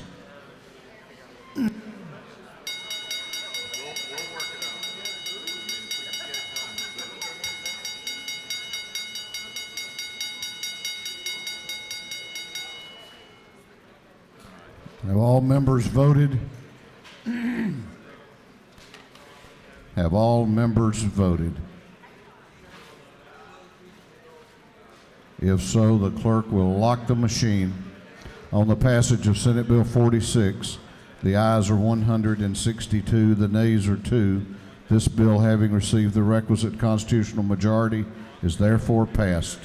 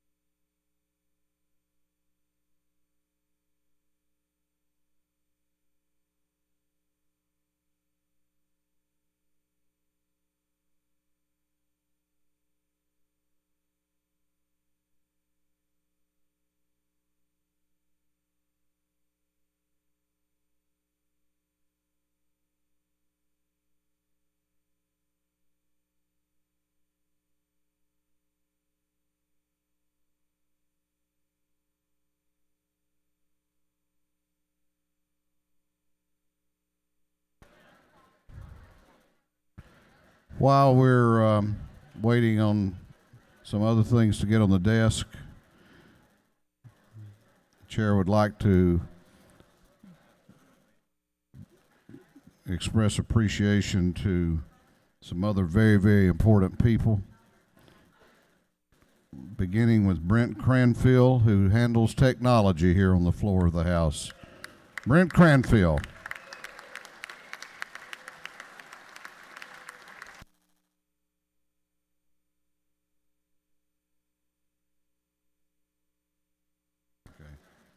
Normally, I don't ask anybody in the press gallery to stand and be recognized, and not you guys on the front row tonight either, so don't get excited, but I do want to give a shout out to Hannah Sackinger, House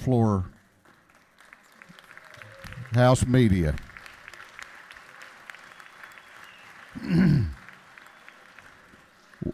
And I am absolutely convinced that we have the best two photographers of any legislative chamber in America. Carrie Joy Osborne and the pride of Blue Ridge, Anna Marie Watkins.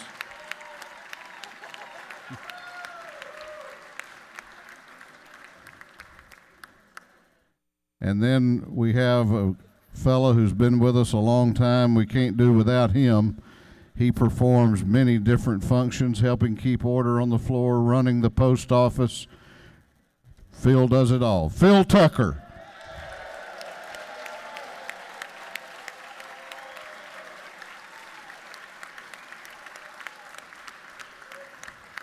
And the doorkeepers always brighten our day.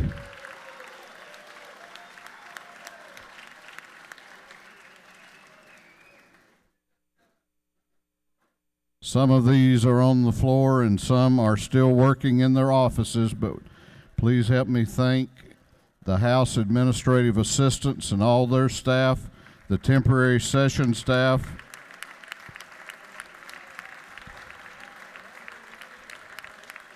our House Legislative Internship Coordinator, Michelle Sloan, and all of the House interns and aides. Other floor staff that play a very important role in keeping things running as smooth as we will let them. Ben Jordan from the Majority Leader's office. Keith Williams from the Rules Committee office.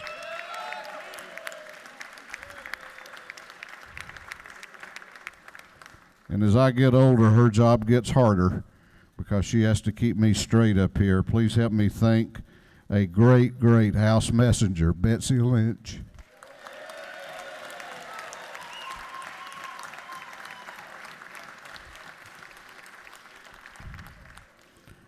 And we have, I say this every year and I mean it, the greatest clerk's office of any legislative chamber on the planet. The Clerk of the House, Bill Riley. The Assistant Clerk, Crystal Rosh. Scotty Long, Carrie Vick, Ryan Keene, Ryan Edson, Chaz Clark, Devonta White, and all of the staff in the clerk's office.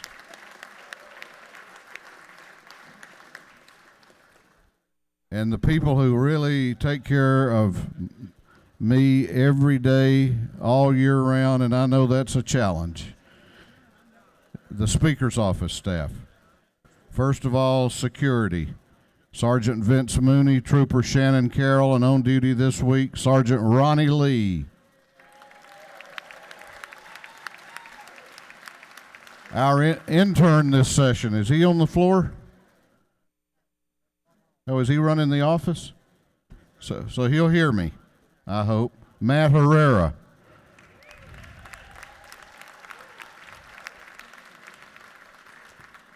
General Counsel Terry Chastain.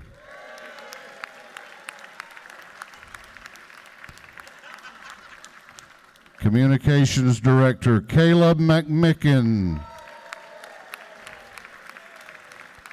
Constituent Services, Holly Gibbs. Next year when we're here, she'll have a new last name. Your daddy said I'd embarrass you if I mentioned you're getting married in May, but so I'm going to embarrass you. Then Leisha Johnson. What can I say about her except I love her?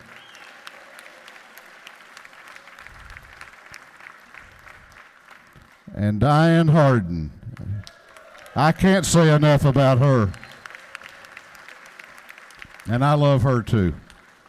And my chief of staff, a spirited young man, Spiro Amburn.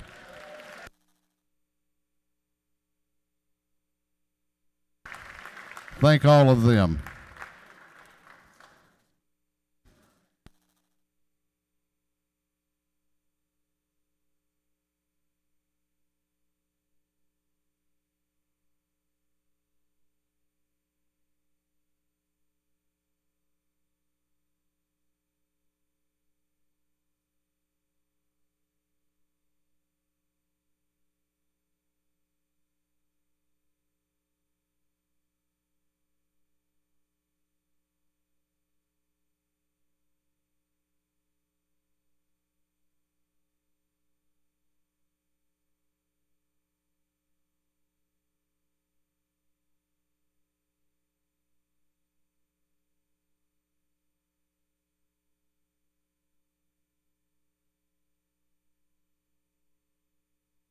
For what purpose does Chairman Battles rise?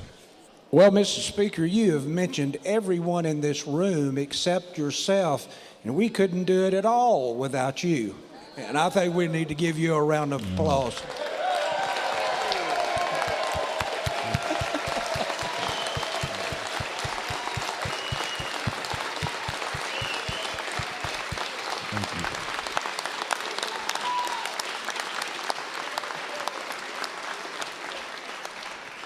There's no place like this house, and I love this house because I love all of you.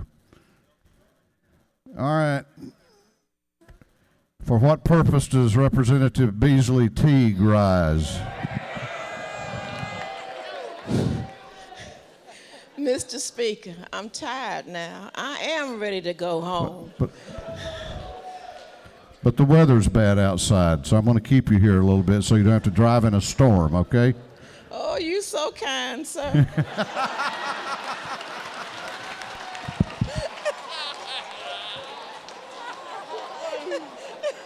You got me there. You got me there.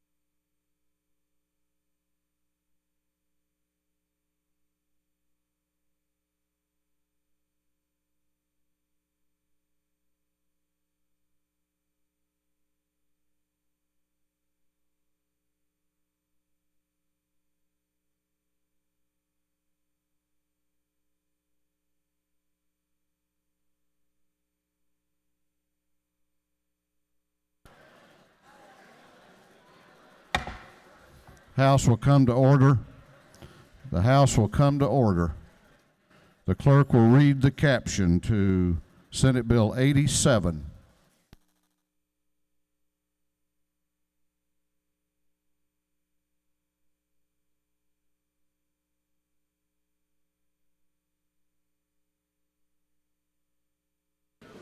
Senate Bill 87 by Senator Stone of the 23rd to be entitled an act to amend Code Section 44-13-100 of the Official Code of Georgia Annotated relating to the exemptions for purposes of bankruptcy and intestate insolvent estates so as to provide for the discharge of judgments against exempt property in bankruptcy. This bill having referred to the Committee on Judiciary, that committee recommends that this bill do pass by committee substitute. Chair recognizes Representative Fleming to present the bill.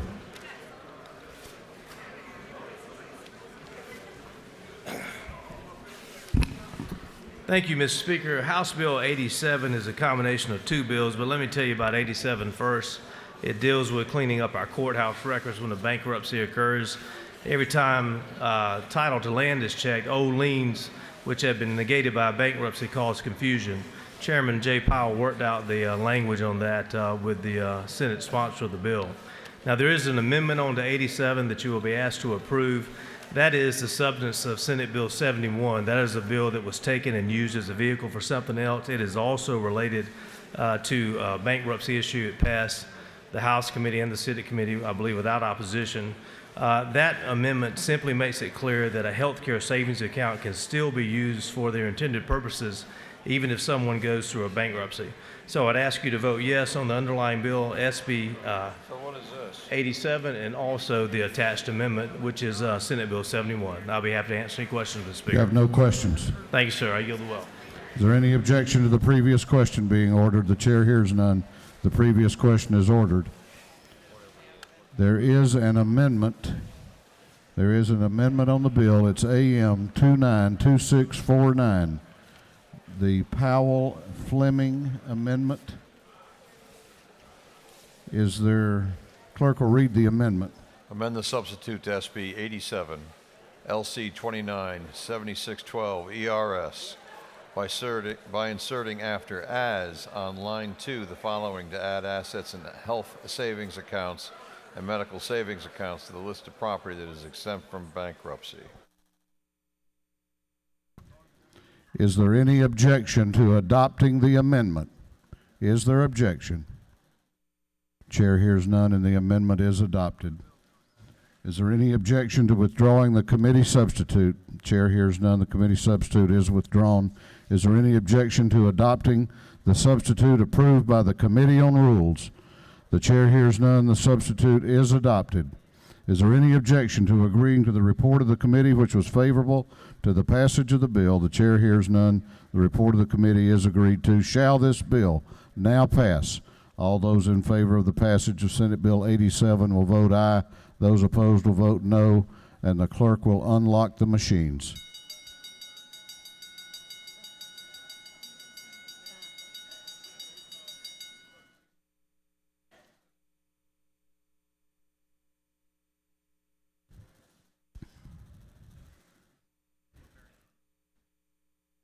Have all members voted?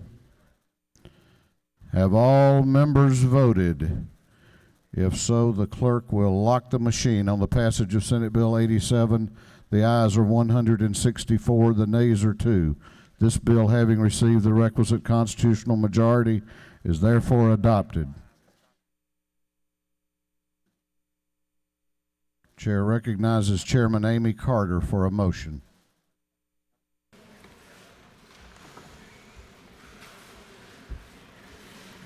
I want to make a motion or move that the House agree to the Senate substitute to House Bill 155 as amended by the House. Chairman Carter has moved that the House agree to the Senate substitute to House Bill 155 as amended by the House. The clerk will read the caption. House Bill number 155 to be entitled an act to amend Article 2, Chapter 7, Title 48, Official Code of Georgia Annotated related to the imposition rate and computation of and exemptions from state income taxes so as to create an income tax credit for certain expenditures by a production company related to certain state certified musical or theatrical productions. Chair recognizes Chairman Carter to explain her motion. Thank you, Mr. Speaker. After much discussion with the Senate, we have agreed to a Georgia Musical Investment Act. The changes that were made, the Senate insisted that the tour origination have a minimum of 7 days for the preparation and rehearsals of the music industry. We kept the tax credit that was 15%, but we changed the additional 10% down to 5% for those expenditures incurred in a county designated as Tier 1 or Tier 2. Those are the only changes. Be glad to take any questions. Don't appear to have any questions. Thank you. Appreciate your favorable consideration. Is there any objection to the adoption of the House amendment? The chair hears none, and the House amendment is adopted. On the lady's motion that the House agree to the Senate substitute to House Bill 155 as amended by this House, all those in favor will vote aye, those opposed will vote no, and the clerk will unlock the machines.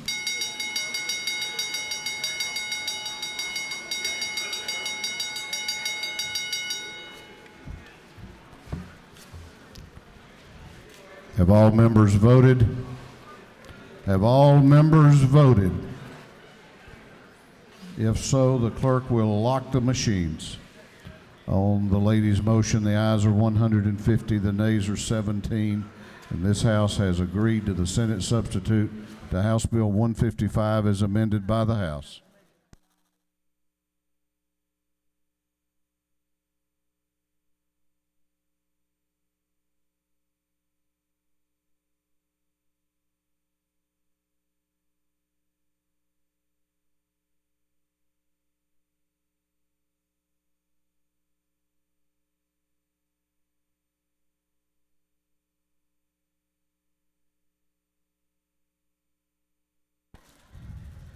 Chair recognizes Chairman Golick for a motion.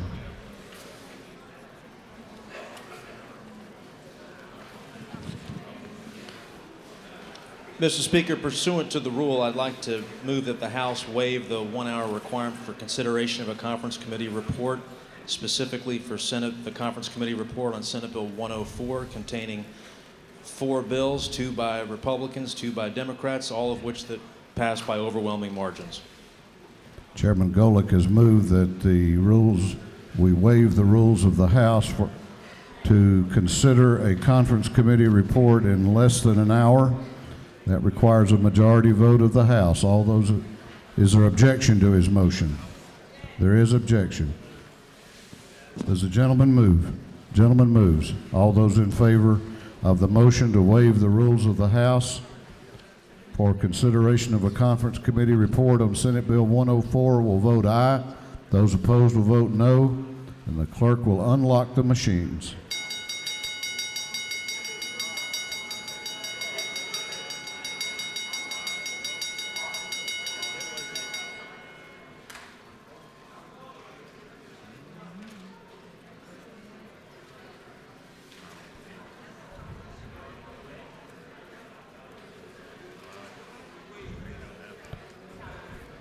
Have all members voted?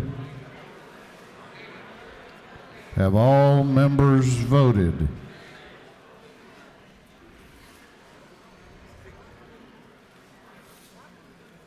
Have all members voted?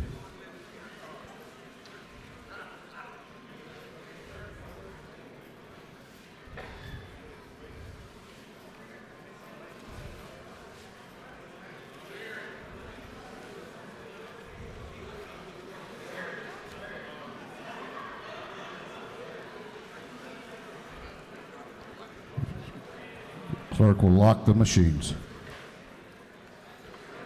On the motion of the gentleman that the rules of the House be waived to allow consideration of a conference committee report, the ayes are 93, the nays are 74. The rules have been waived to allow the conference committee report to be considered. The chair recognizes Chairman Golick for a motion. Thank you, Mr. Speaker, and thank you, colleagues, for this opportunity. I would move that the House adopt the Conference Committee report to Senate Bill 104. Chairman Golick has moved that the House adopt the Committee of Conference report on Senate Bill 104. The clerk will read the Conference Committee report. Conference Committee report on Senate Bill 104. The committees on conference on SB 104 recommend that both the Senate and the House of Representatives recede from their positions and that the attached committees on conference substitute to SB 104 be adopted.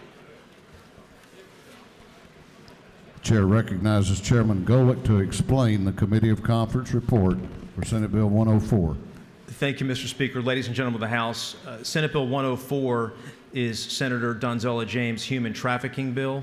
It contains three other bills, all of which passed overwhelmingly out of this House, as did Senate Bill 104 just 2 days ago by a margin of 161 to 3.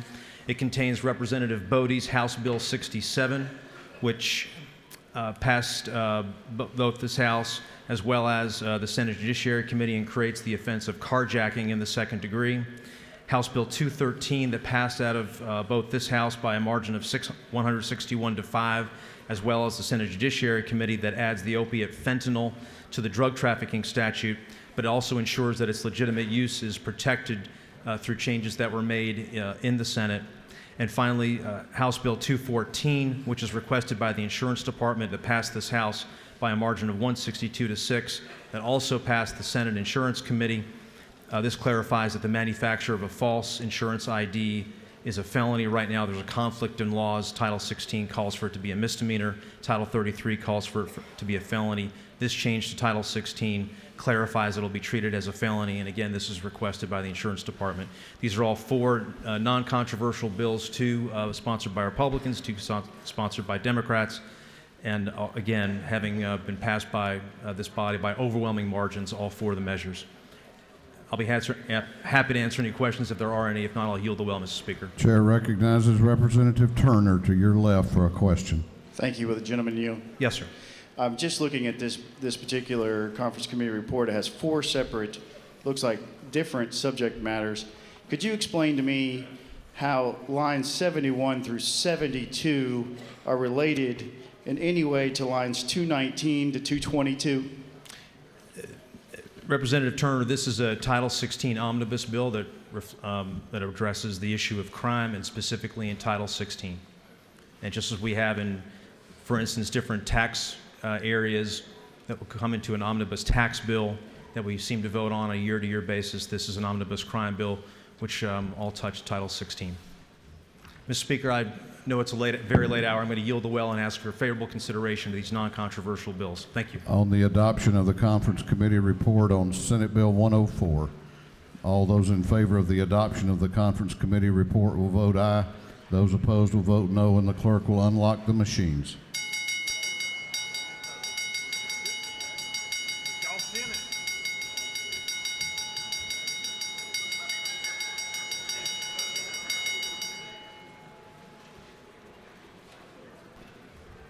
Have all members voted? Have all members voted? If so, the clerk will lock the machines. On the adoption of the Conference Committee report on Senate Bill 104, the ayes are 119, the nays are 43, and the Committee of Conference report is adopted.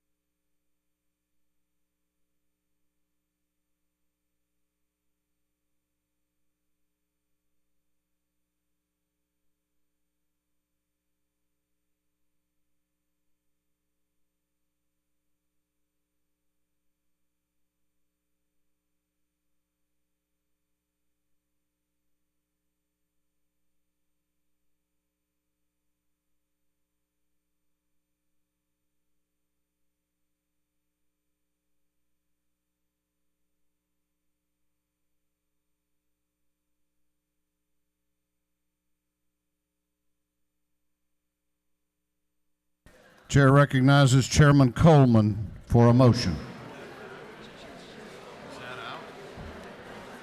Thank you, Mr. Speaker. I'd like to agree to the Senate substitute. I'd like to move and agree to the Senate substitute to House Bill 237. Chairman Coleman has moved the House agree to the Senate substitute to House Bill 237. Clerk will read the caption. House Bill number 237 to be titled an act to amend Title 20 and Title 48 of the Official Code of Georgia annotated relating to education, revenue, and taxation, respectively, so as to authorize the Public Education Innovation Fund Foundation to receive private donation. Chair recognizes Chairman Coleman to explain his motion. Ladies and gentlemen, this is the funding for the House bill for the turnaround schools. This is House Bill 237, and the Senate substitute, what they did, they just lowered the amount to $5 million and the sunset for 3 years. I encourage you to please vote yes for this. Gentleman has yielded the well. On the gentleman's motion that the House agree to the Senate substitute to House Bill 237, all those in favor will vote aye, those opposed will vote no, and the clerk will unlock the machines. What purpose does Representative Pizzo rise? Parliamentary inquiry. State your inquiry. Is it not true that while I do like this bill and will vote for it, the bill hit my desk 5 seconds ago? They don't put one on my desk at all, so I'm not sure when you got yours. I'm with you, sir. Okay. I think we've seen it, most of it before. All those in favor are voting aye, those opposed are voting no. Have all members voted? Have all members voted? The clerk will lock the machines on the gentleman's motion. The ayes are 154, the nays are 1. This House has agreed to the Senate substitute to House Bill 237.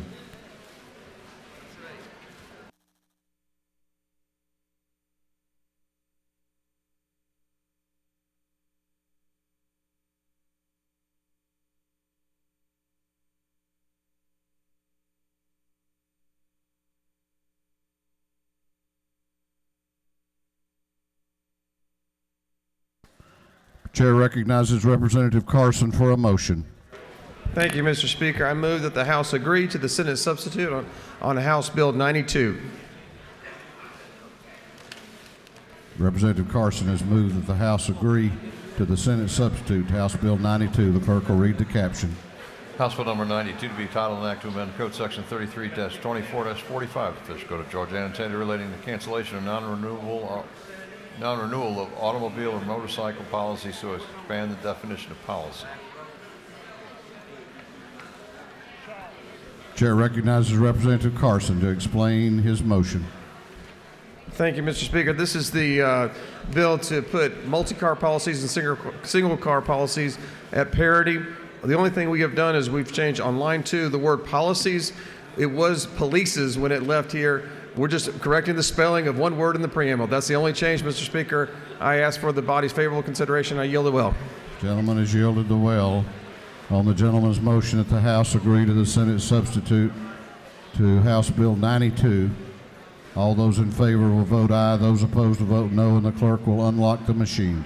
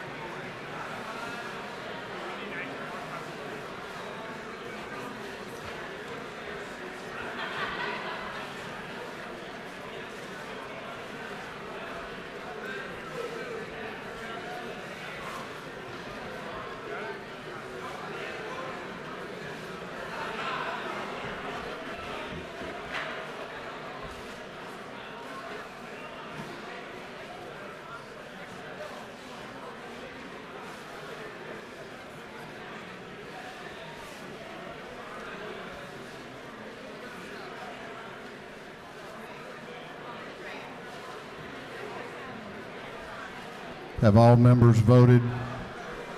Have all members voted? If so, the clerk will lock the machine.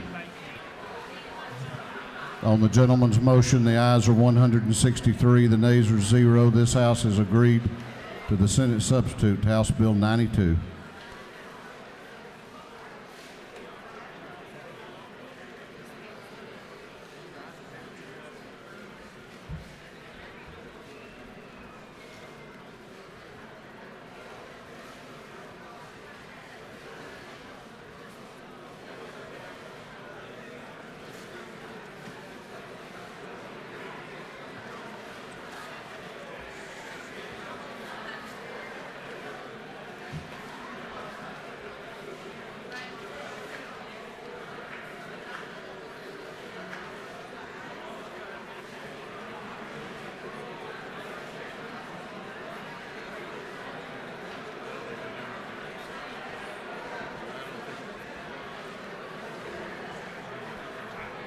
Chair recognizes Chairman Ballinger for a motion.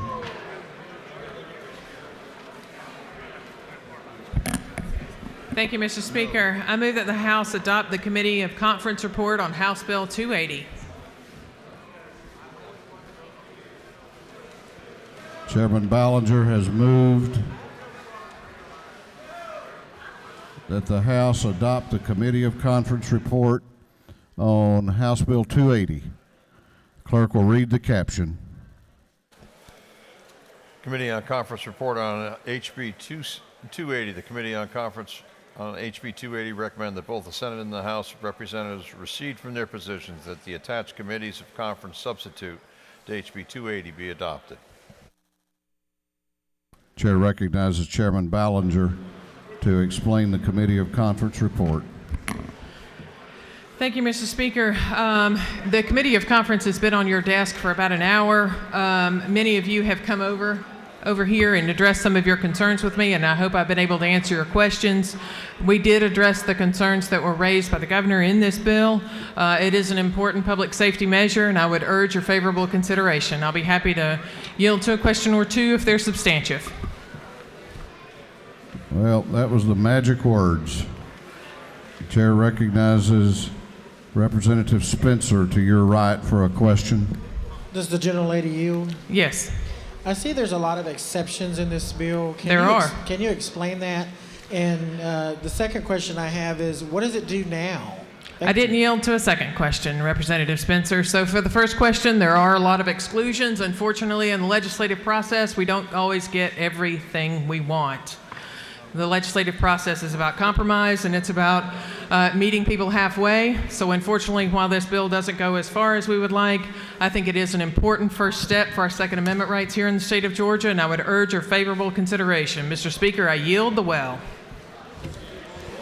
On the adoption of the Conference Committee report on House Bill 280, all those in favor of the adoption of the report will vote aye. Those opposed will vote no, and the clerk will unlock the machines.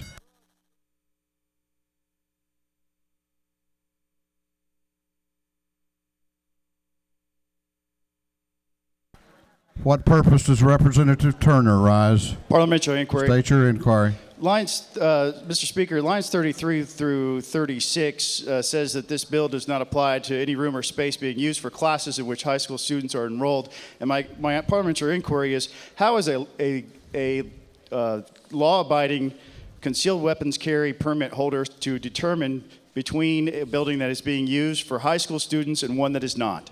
I would suggest you come maybe and talk to the author down here. I wish I could have asked that question while she's in the well, sir. All those in favor are voting aye. Those opposed are voting no.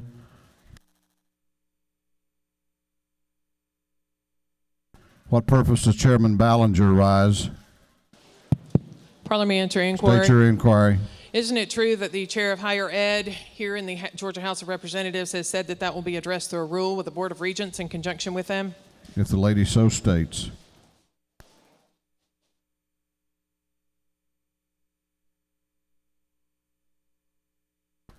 Have all members voted? Have all members voted? If so, the clerk will lock the machines on the adoption of the Conference Committee report on House Bill 280. The ayes are 96, The nays are 70. The conference committee report has been adopted. All right, the posture we're in is this. And we had guidance last session. I know the tradition is we end at midnight, but we are getting information that the Senate may be taking up the issue of adoption.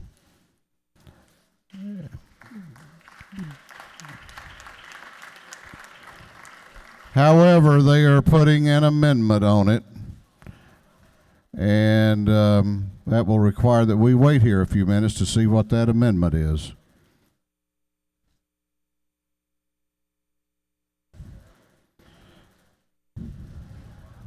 We had all day.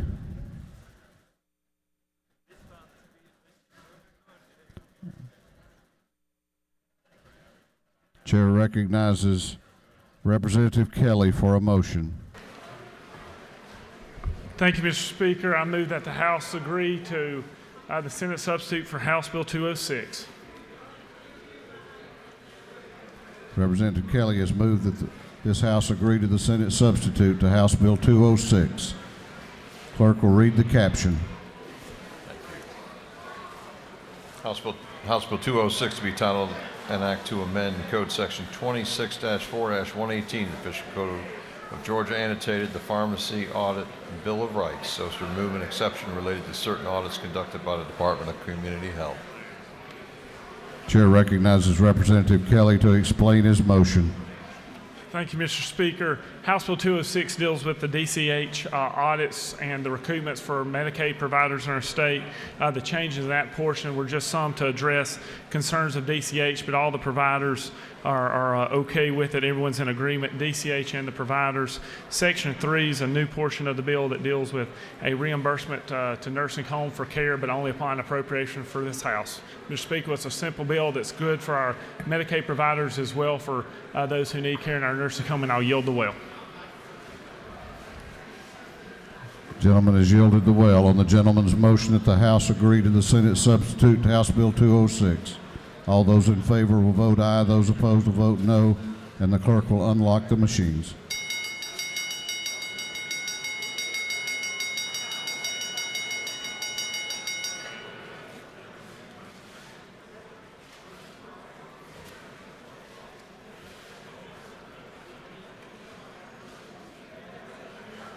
Have all members voted? Have all members voted? If so, the clerk will lock the machine. On the gentleman's motion, the ayes are 154, the nays are 1. This House has agreed to the Senate substitute to House Bill 206.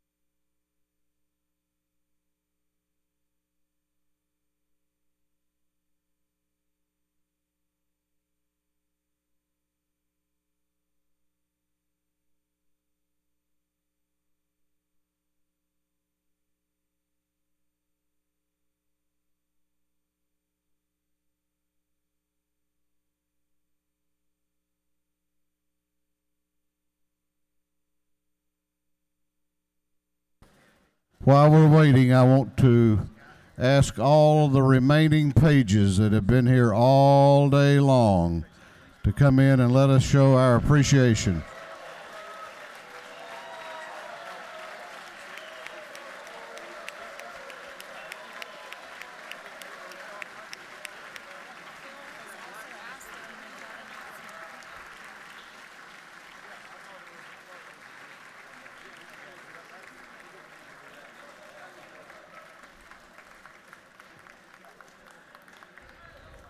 Thank you guys for a great day. Thank you very, very much.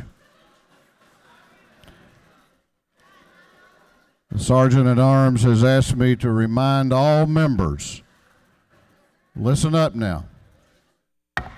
All members, clean out your desk before you leave the chamber tonight. Whatever's left, they get to keep if they want it. Otherwise, they throw it in the trash.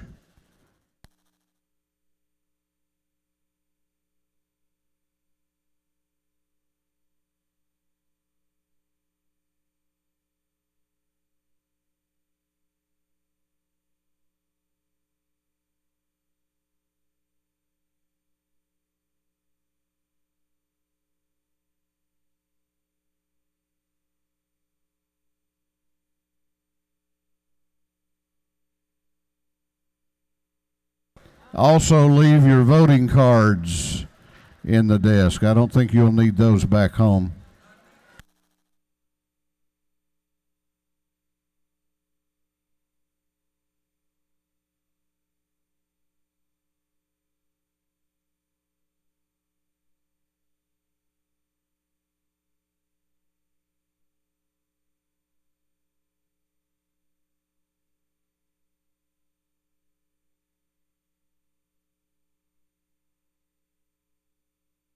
What purpose does Representative Duncan rise? Parliamentary inquiry. State your inquiry.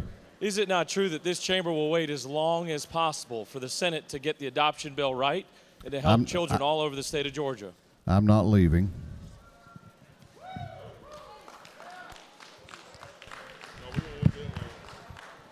If the LG says, I mean.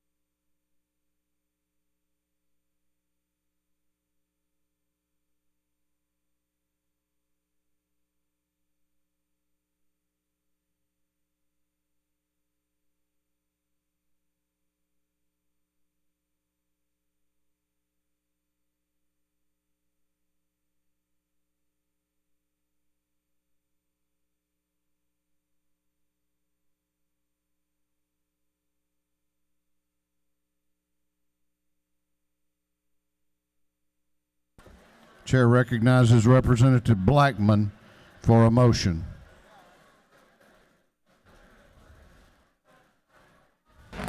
Mr. Speaker, I move that the House agree to the Committee of Conference report on House Bill 340. Representative Blackman has moved that the House adopt the Committee of Conference report on. Oh, we got another issue we have to take up first. Go to your desk and move.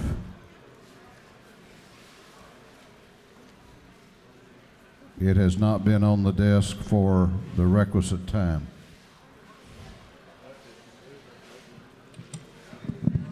Chair, what purpose does Representative Blackman rise? Make a motion. State your motion. I move that the House suspend its rules so that a motion can be made to accept conference committee, House Bill 340. Representative Blackman has moved that the House waive the time requirements for consideration of a conference committee report to consider the conference committee report on House Bill 340. Is there objection? There is objection. Does the gentleman move? Gentleman moves. All those in favor of waiving the 1 hour requirement will vote aye. Those opposed will vote no, and the clerk will unlock the machines.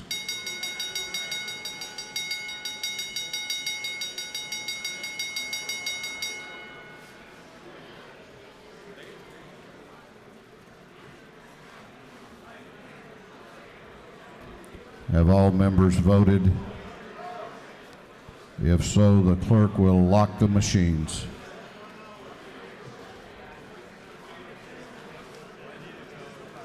Huh? That was a good guess, though. I like it. On the Can you put that back up there? I don't think I announced it.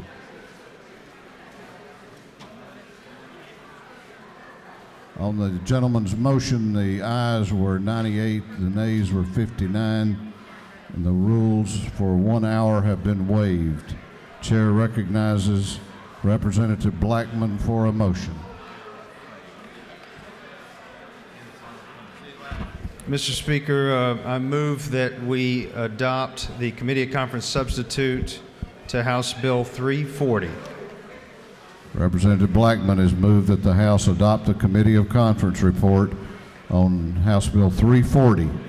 Clerk will read the Conference Committee report. The Committees of Conference on House Bill 340 recommend that both the Senate and the House of Representatives recede from their positions and that the attached Committees of Conference substitute to HB 340 be adopted.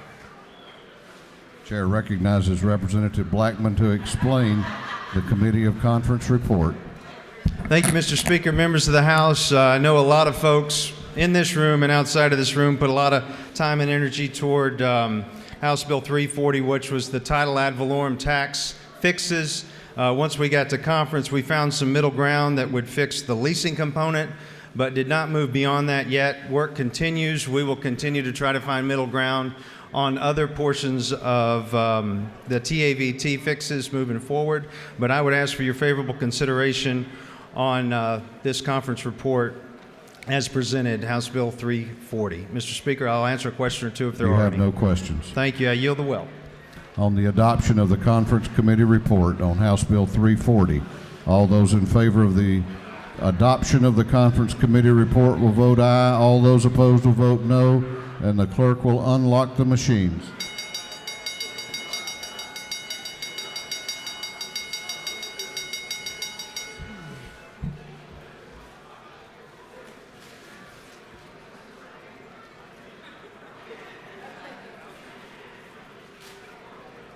Have all members voted? Have all members voted? If so, the clerk will lock the machine. On the adoption of the Conference Committee report on House Bill 340, the ayes are 151, the nays are 5, and the Conference Committee report has been adopted.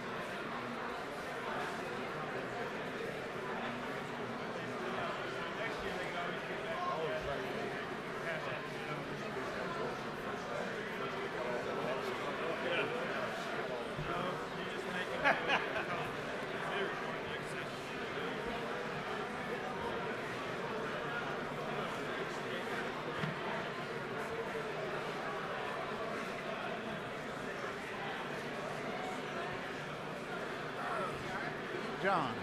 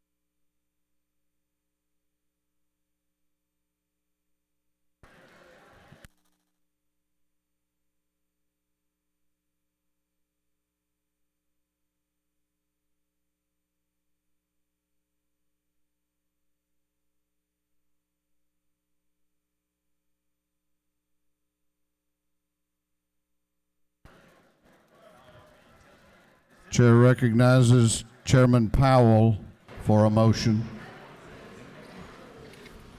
Thank you, Mr. Speaker. I make a motion that the House approve the Committee of Conference report on HB 196.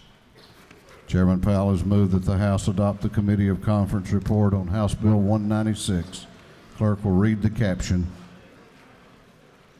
Committees on Conference on HB 196 recommend that both the Senate and the House of Representatives recede from their positions, that the attached Committees of Conference substitute HB 196 be adopted. Chair recognizes Chairman Powell to explain the Committee of Conference report for House Bill 196. Thank you, Mr. Speaker. House Bill 196 is a compilation of 4 bills that have already passed this House, and the conference report has been adopted by the Senate, it's my understanding. House Bill 195 was Representative Harrell's bill, which dealt with nonprofit developmentally disabled group homes. It passed this House 170 to 1.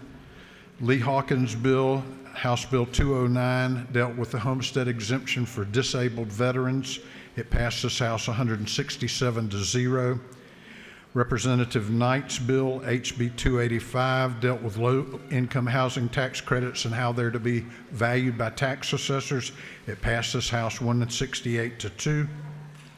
And Representative Stevens' bill, HB 325, dealt with the income approach to valuing commercial property, and it passed this House 169 to 0. These are all good bills, overwhelmingly passed the House, and I would urge you to adopt the Committee of Conference report. There have been no changes to these bills since they left the House. They are exactly as they were when they came into the House or left the House, and I would urge your favorable consideration. On the adoption of the Conference Committee report on House Bill 196, all those in favor of the adoption of the Conference Committee report will vote aye. Those opposed will vote no, and the clerk will unlock the machines.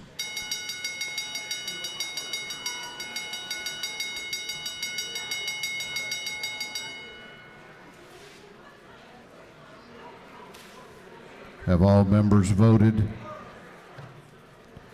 Have all members voted? If so, the clerk will lock the machine on the adoption of the Conference Committee report on House Bill 196. The ayes are 149, the nays are 3, and the Committee of Conference report has been adopted.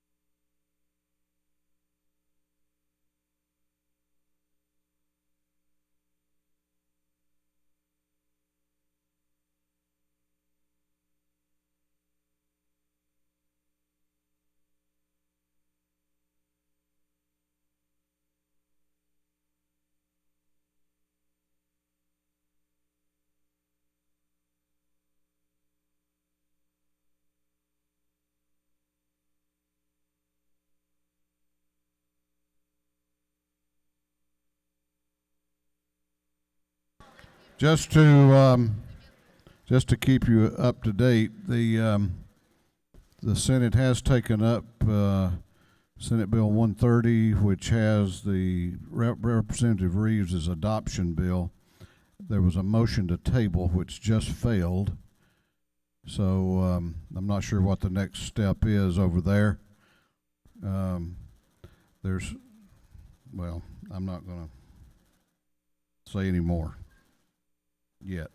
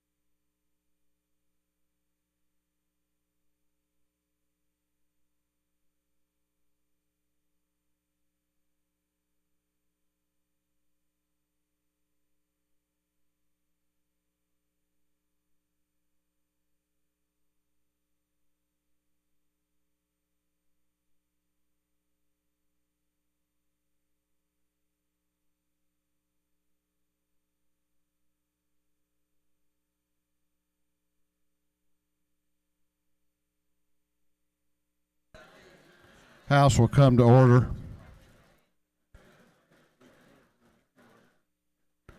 House will come to order.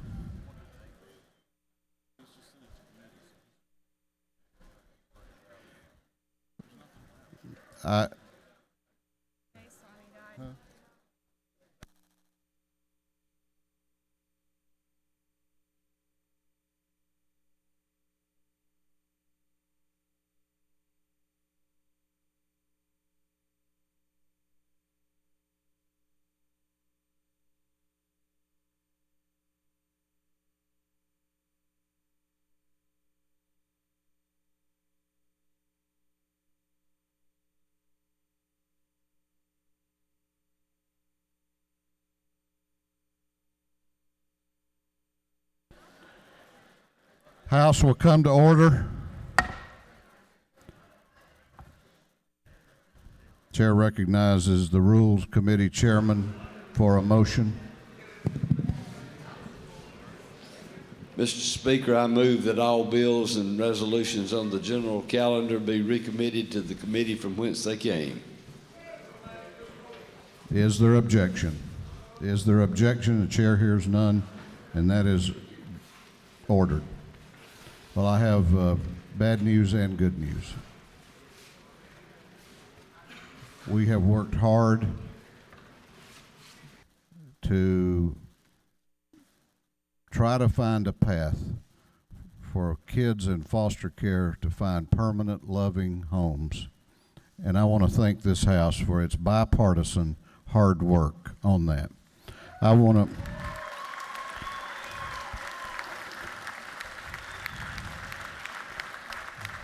I particularly want to thank Representative Burt Reeves, who has poured his heart into this.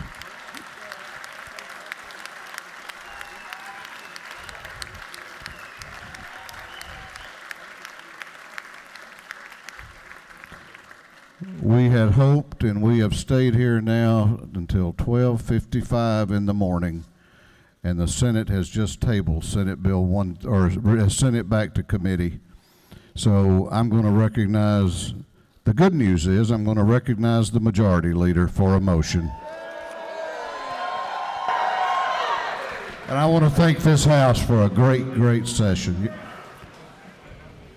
And Mr. Speaker, we want to thank you for a great, great session. Thank you for your leadership.